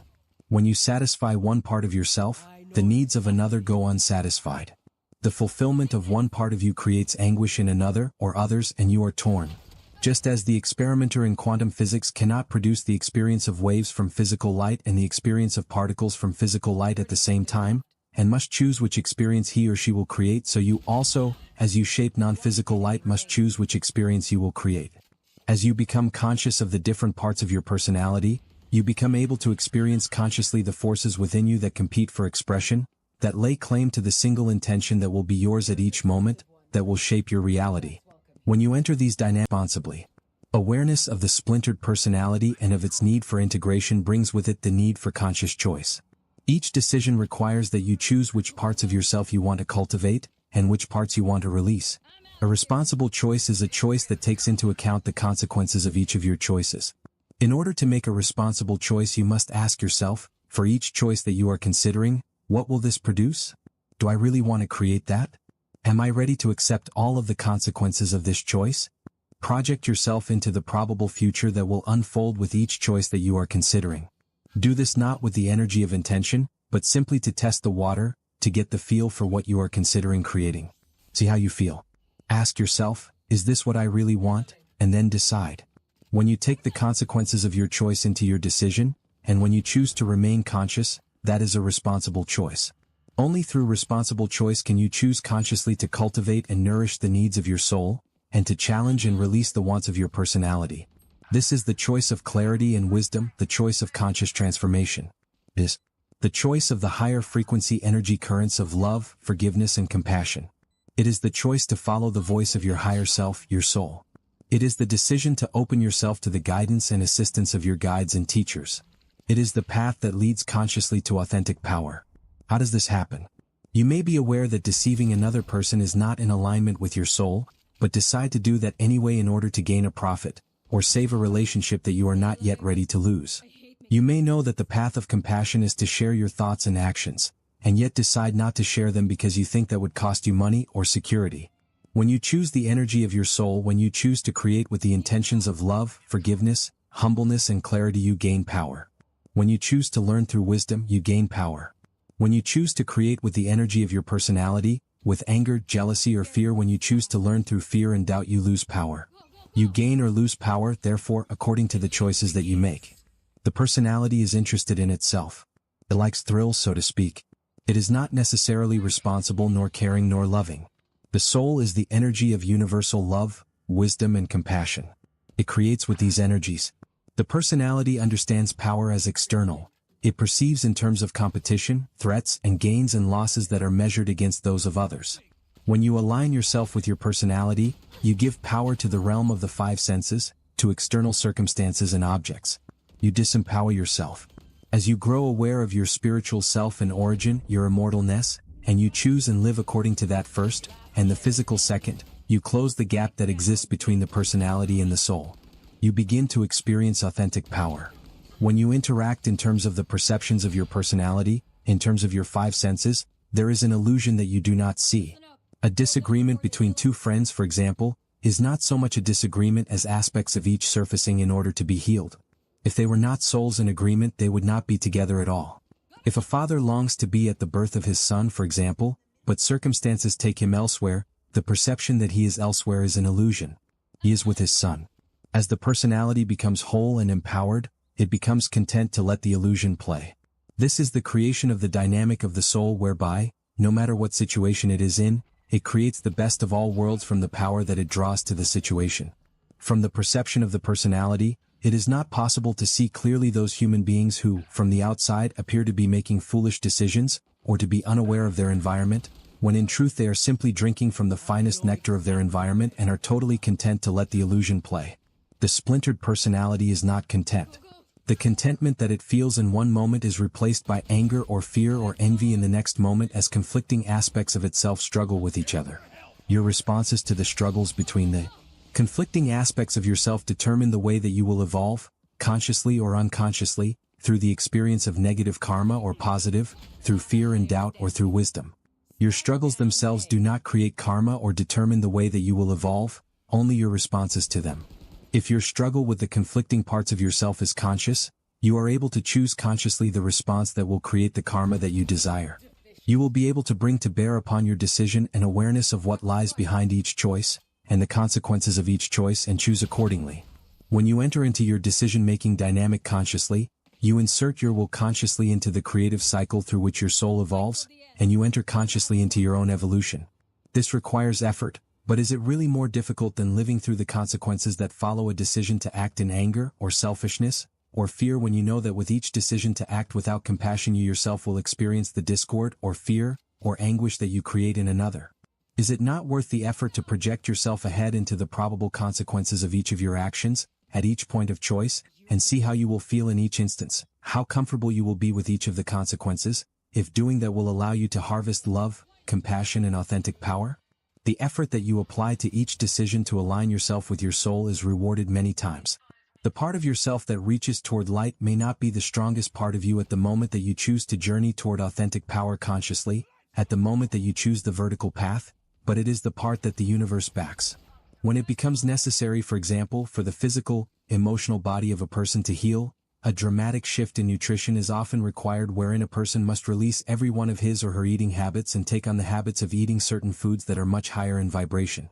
90% of the person's personality may not want to do that, but the 10% that is choosing that path for the sake of health and wholeness has more power ultimately than the 90% that is fighting to remain where it is and have its own way, because the universe backs that 10% and not the 90%. Think in terms of what it means to make decisions and try to cause the rest of you to fall into alignment with them, of responsible choice, and as you move into the healing of who you are and the conscious journey toward what it is you want, recognize that the universe backs the part of you that is of clearest intention. You are constantly receiving guidance and assistance from your guides and teachers, and from the universe itself. When you choose consciously to move toward the energy of your soul, you invite that guidance. When you ask the universe to bless you in your effort to align yourself with your soul, you open a passageway between yourself and your guides and teachers. You assist their efforts to assist you. Invoke the power of the non-physical world. That is what a blessing is. The opening of a passageway between you and non-physical guidance. A personality that is conscious of its splinteredness and struggles consciously to become whole, does not need to create negative karma in order to evolve, in order to learn to create responsibility, in order to acquire authentic power. When you struggle consciously with a choice between the wants of your personality and the needs of your soul, you enter a dynamic through which you are enabled to evolve without creating negative karma. That is the dynamic of temptation. What is temptation? Temptation is the universe's compassionate way of allowing you to run through what would be a harmful negative karmic dynamic if you were to allow it to become physically manifest. It is the energy through which your soul is given the gracious opportunity to have a dry run at a life lesson, at a situation that, if you can see clearly, can be removed and healed within the confines of your private world of energy and not spill into a larger energy field of other souls. Temptation is a dress rehearsal for a karmic experience of negativity. The entire dynamic of temptation is the compassionate way of allowing you to see your potential pitfalls, and cleanse yourself before you can affect the lives of others. It is a form of decoy in which the negativity is compassionately drawn from you, if you can see that before you create karma. As you respond to the decoy, you cleanse yourself by becoming aware and not having to actually live through the experience. You cleanse yourself without creating karma and interaction with other souls. How exquisite is temptation! It is the magnet which draws your awareness to that which would create negative karma if it were allowed to remain unconscious. In other words, temptation is a thought form that is designed to draw possible negativity from the human energy system without harming others. The soul understands that. Left to its own device, it would operate completely within the human energy system, without spilling over and contaminating the collective conscious. Temptations are not traps. Each temptation is an opportunity through which the soul is able to learn without creating karma, to evolve directly through conscious choice. The dynamic of temptation is the energy of what might be thought of as the challenging dynamic of the human experience, as the Luciferic principle. It serves the purpose of assisting the evolution of power. Lucifer means light bringer. Temptation, the Luciferic principle, is that dynamic through which each soul is graciously offered the opportunity to challenge those parts of itself that resists light. The Luciferic energy is represented in the Garden of Eden story by a snake, by the idea of a presence other than human that could tempt, but literally could not have dominion over the human being. The Luciferic energy tempts you, tempts the level of human being that is mortal, that is five-sensory, but the snake cannot destroy the soul. It can merely threaten that part of you that becomes too linked to the physical. The snake is of the earth. When you are too close to the earth, when you find yourself honoring the gods of the earth, and make earth your god and master, then so too you shall be bitten. The light-bringing energy, the Luciferic energy, that tempted the person Jesus of Nazareth who became the Christ, and that tempted the person Siddhartha Gautama who became the Buddha, is the same energy that tempts you. It tempts the accountant to steal, the student to cheat, the spouse to adultery, the human being to external power. It opposes the light of your immortal soul to the physical light of your personality. It sets before you the vertical path and the horizontal path. What is the nature of transformation? It is the compassionate way of temptation. Temptation is the gracious way of introducing each soul to his or her power. When you are seduced or threatened by external circumstances, you lose power. They gain power over you. With each choice that you make to align yourself with the energy of your soul, you empower yourself. This is how authentic power is acquired. It is built up step by step, choice by choice. It cannot be meditated or prayed into being. It must be earned. When you choose to release anger, for example, you create an energy template around which your experiences will form. This energy pattern will draw to the surface the anger within you in order that you can release it. When you choose to challenge and to release a negative aspect of yourself, that aspect comes to the foreground. Everything starts to serve that purpose. Your dreams show you the archetypical dynamics of your anger. You find yourself continually in situations that generate anger within you. Your life appears to be distorted around anger because that is the aspect of yourself that you have chosen to challenge, and the universe has responded to your choice with compassion. When you consciously invoke growing, consciously invoke wisdom, you consciously invoke the parts of yourself that are not whole to come into the foreground of your life. With each recurrence of anger or jealousy or fear, you are given the choice to challenge it or to give into it. Each time you challenge it, it loses power and you gain power. Each time you are tempted to become angry or jealous or fearful, and you challenge that feeling, you empower yourself. There would be no accumulation of strength inside if the choices that you make did not require discipline and intention. If you decide that you cannot beat a temptation, what you are really doing is giving yourself permission to be irresponsible. The desires and impulses that you feel that you cannot resist, that you lack the power to overcome, are your addictions. Addictions are the wants of the parts of your personality that are very strong and resistant to the energy of your soul. They are those aspects of your personality, of your soul incarnate, that are most in need of healing. They are your greatest inadequacies. Your addiction may be to food or drugs or anger or sex. You may have more than one addiction. In each instance, you cannot release the addiction until you understand the dynamic that underlies it. Beneath every addiction is the perception of power as external, as the ability to control and use the environment or others. Beneath every addiction is an issue of power. The journey to the soul begins with understanding that we are drawn automatically as a species to come to terms with power.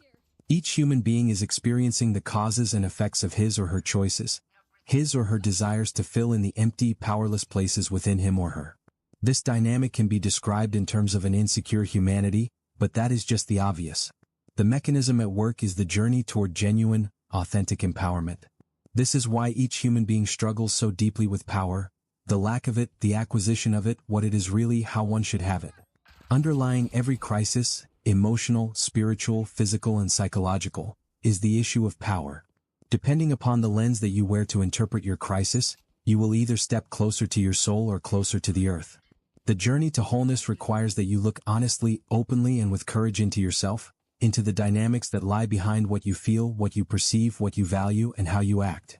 It is a journey through your defenses and beyond so that you can experience consciously the nature of your personality, face what it has produced in your life, and choose to change that. Chapter 10. Addiction. You cannot begin the work of releasing an addiction until you can acknowledge that you are addicted. Until you realize that you have an addiction, it is not possible to diminish its power. The personality rationalizes its addictions. It dresses them in attractive clothing. It presents them to itself and others as desirable or beneficial. A person who is addicted to alcohol, for example, will say to herself or himself or to others that drunkenness is a way of loosening up, of relaxing after a tense day, of having fun, and therefore it is constructive. A person who is addicted to sex will say to herself or himself or to others that random sexual encounters are expressions of closeness or love, that they reflect an evolved and liberated perception, and therefore they are desirable. Recognition of your own addictions requires inner work. It requires that you look clearly at the places where you lose power in your life, where you are controlled by external circumstances. It requires going through your defenses. Even when striving for clarity or when outer circumstances such as an injury caused by driving drunk, or a marriage wrecked by promiscuity provide evidence of an addiction, the personality often clings to a perception of its addiction as a mere problem, initially as a small problem, then as a bigger problem, and then as a significant problem. Why does the personality resist acknowledging its addictions?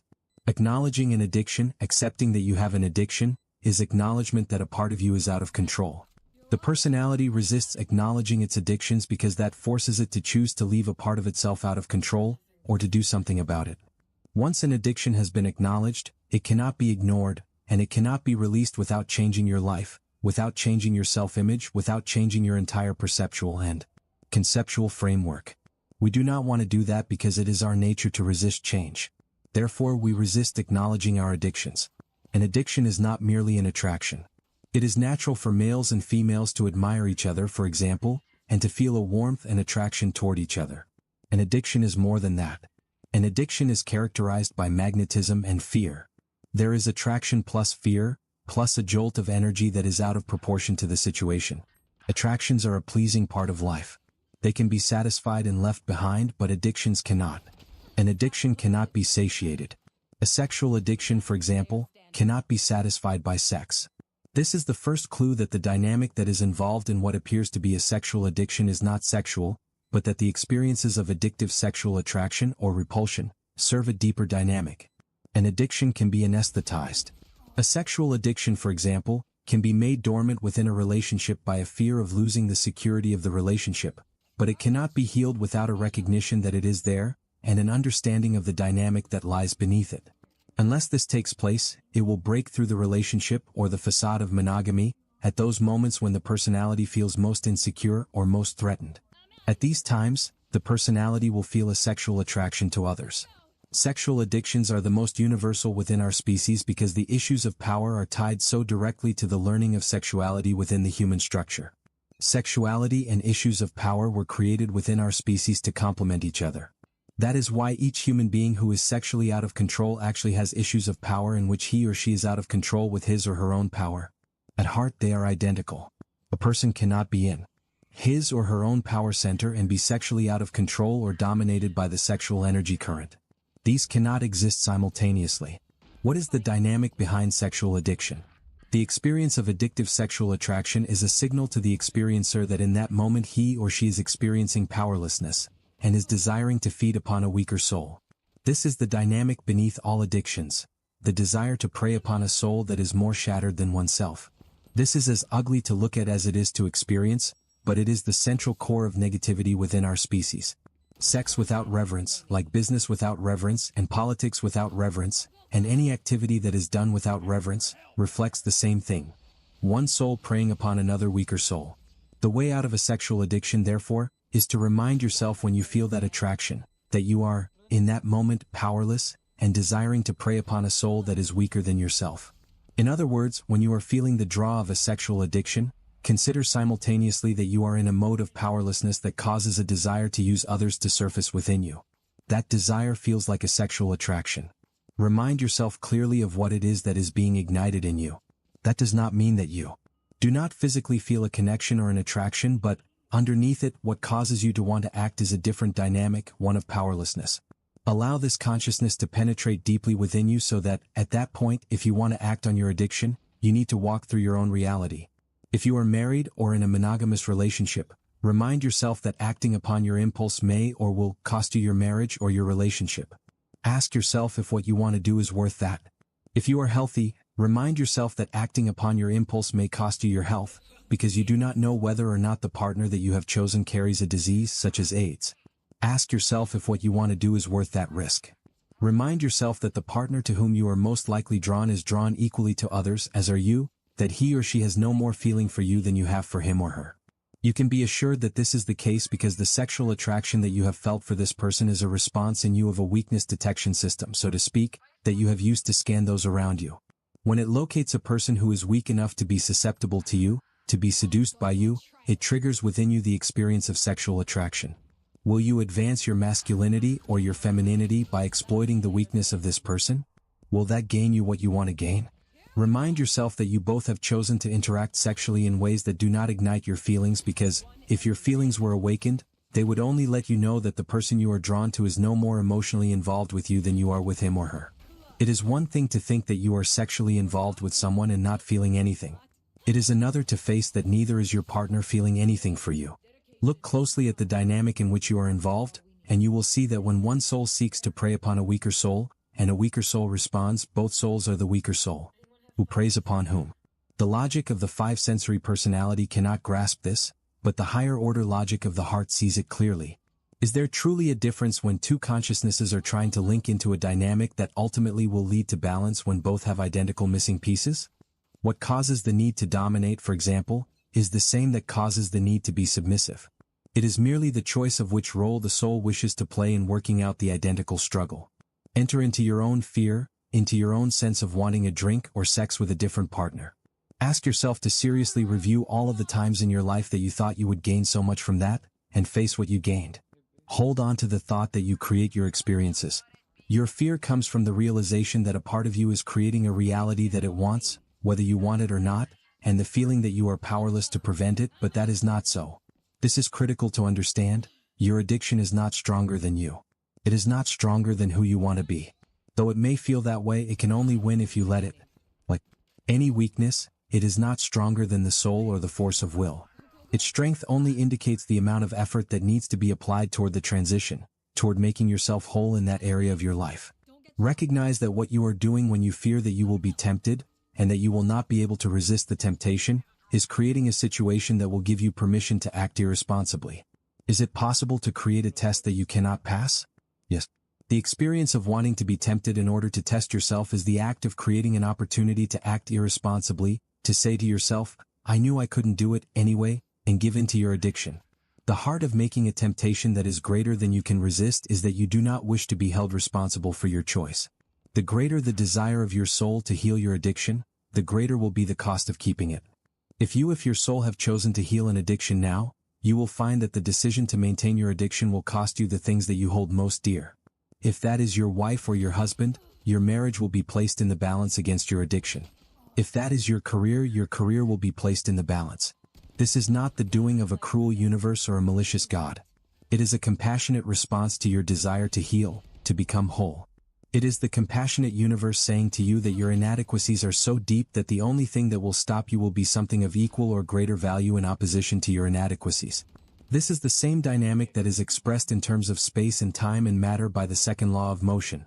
A change in the momentum, mass, direction of movement, and speed of a body in motion is directly proportional to the force affecting the body in motion, and takes place in the direction that the force is acting. By the magnitude of the costs of your addiction you can measure the importance of healing it to your soul, and the strength of your own inner intention to do that. Try to realize and truly realize that what stands between you and a different life are matters of responsible choice. In your moments of fear, what you are obscure about in your thinking is the power and magnitude of your own choice. Recognize what your own power of choice is. You are not at the mercy of your inadequacy. The intention that will empower you must come from a place within you that suggests that you are indeed able to make responsible choices and draw the power from them, that you can make choices that empower you and not disempower you, that you are capable of acts of wholeness. Test your power of choice, because each time you choose otherwise you disengage the power of your addiction more and more and increase your personal power more and more.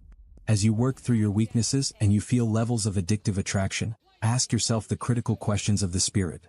If, by following those impulses, do you increase your level of enlightenment?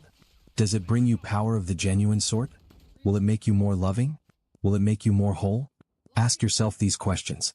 This is the way out of an addiction. Walk yourself through your reality step by step. Make yourself aware of the consequences of your decisions and choose accordingly. When you feel in yourself the addictive attraction of sex or alcohol, or drugs or anything else, remember these words. You stand between the two worlds of your lesser self and your full self. Your lesser self is tempting and powerful because it is not as responsible and not as loving and not as disciplined, so it calls you.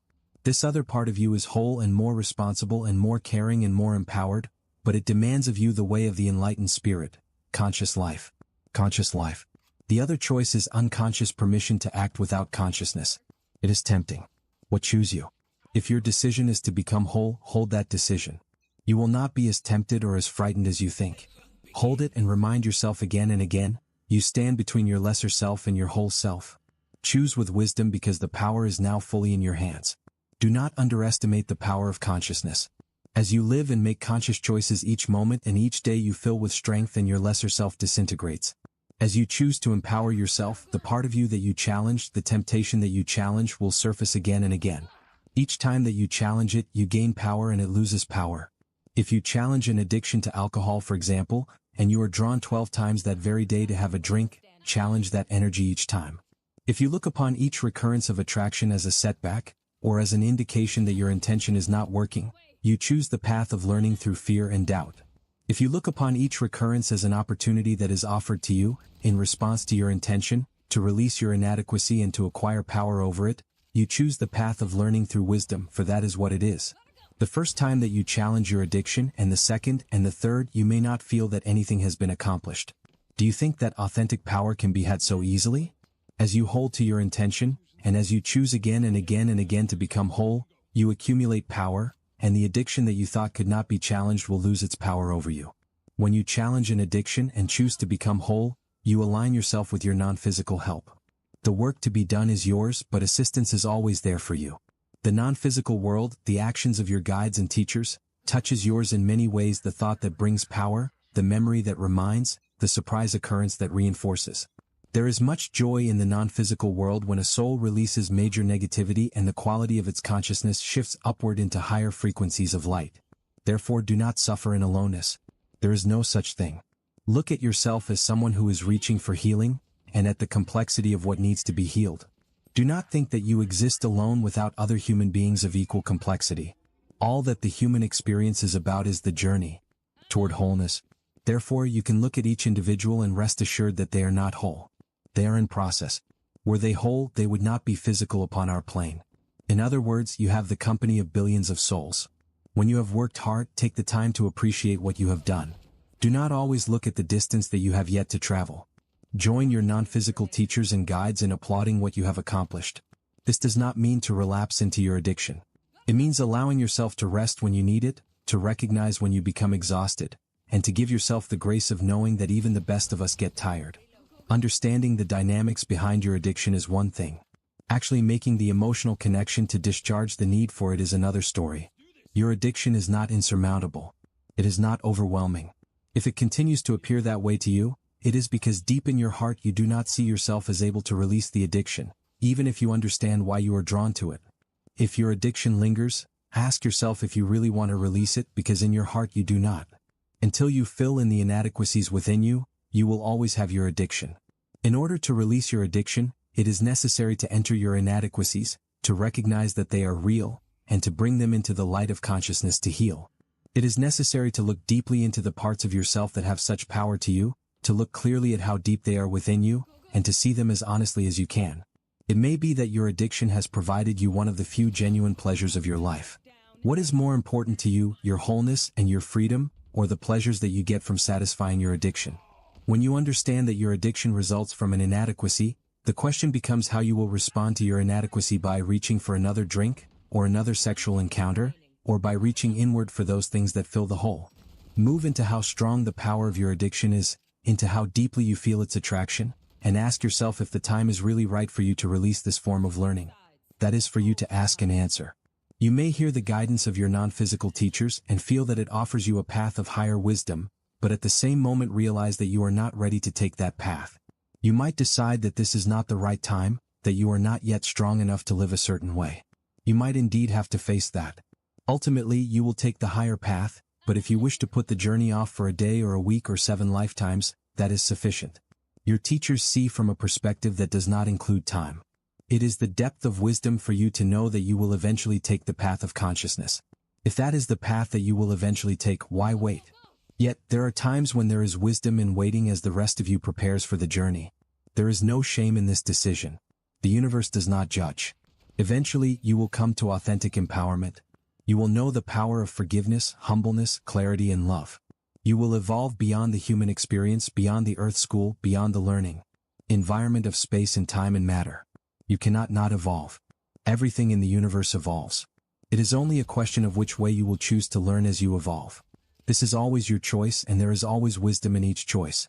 When you return home, when you leave your personality and body behind, you will leave behind your inadequacies, your fears and angers and jealousies. They do not and cannot exist within the realm of spirit. They are the experiences of the personality, of time and matter. You will once again enter the fullness of who you are.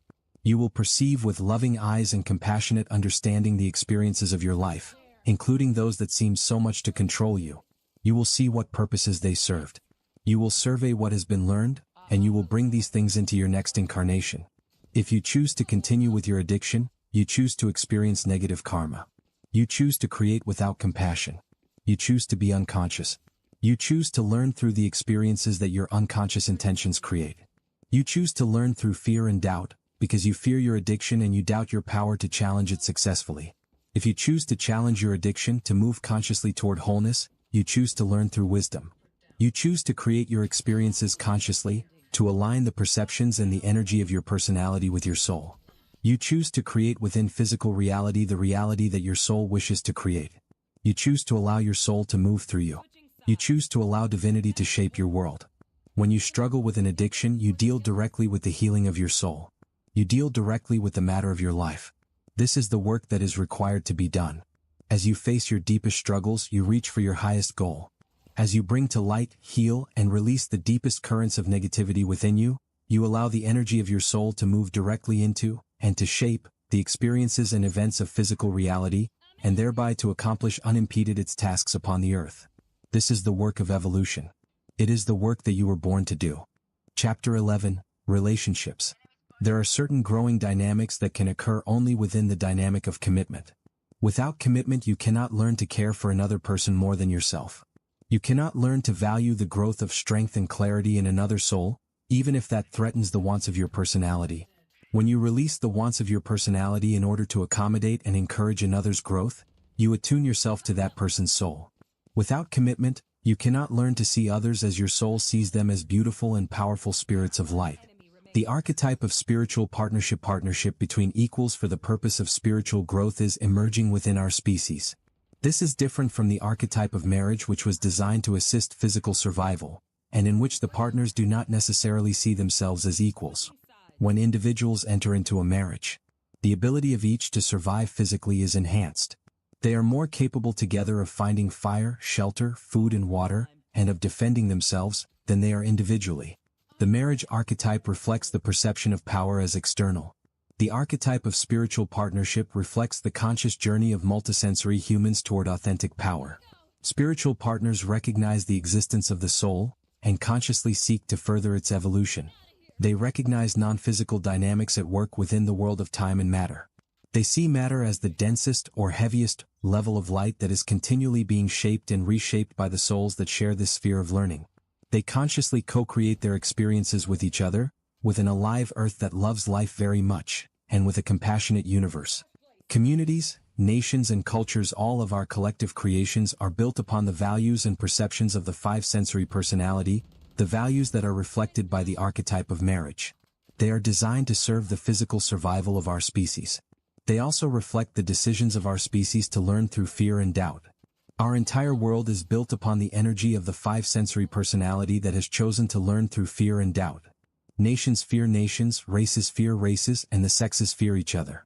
The exploration of physical reality, which is external power, could have been accomplished in a spirit of cooperation with and appreciation of the earth.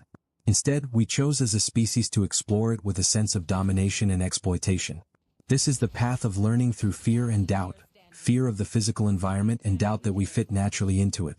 Our world reflects the basic thought form that there is no afterlife, that in this lifetime the only thing that ensures power is what can be had and gained.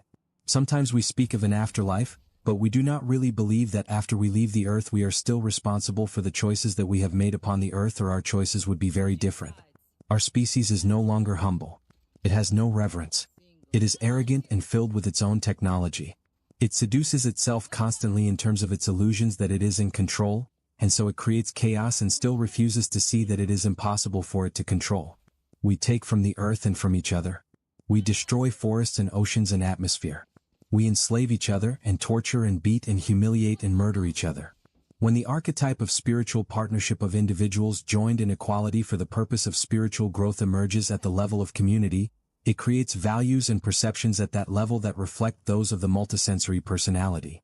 Just as individuals that bond in spiritual partnership and choose to express their bond through the convention of marriage infuse the energy of spiritual partnership into the archetype of marriage, and thereby create new values and behaviors within marriage, individuals that join in spiritual partnership at the level of organization, city, nation, race and sex infuse the collective consciousnesses of these levels with the energy of spiritual partnership, and create new values and behaviors at these levels.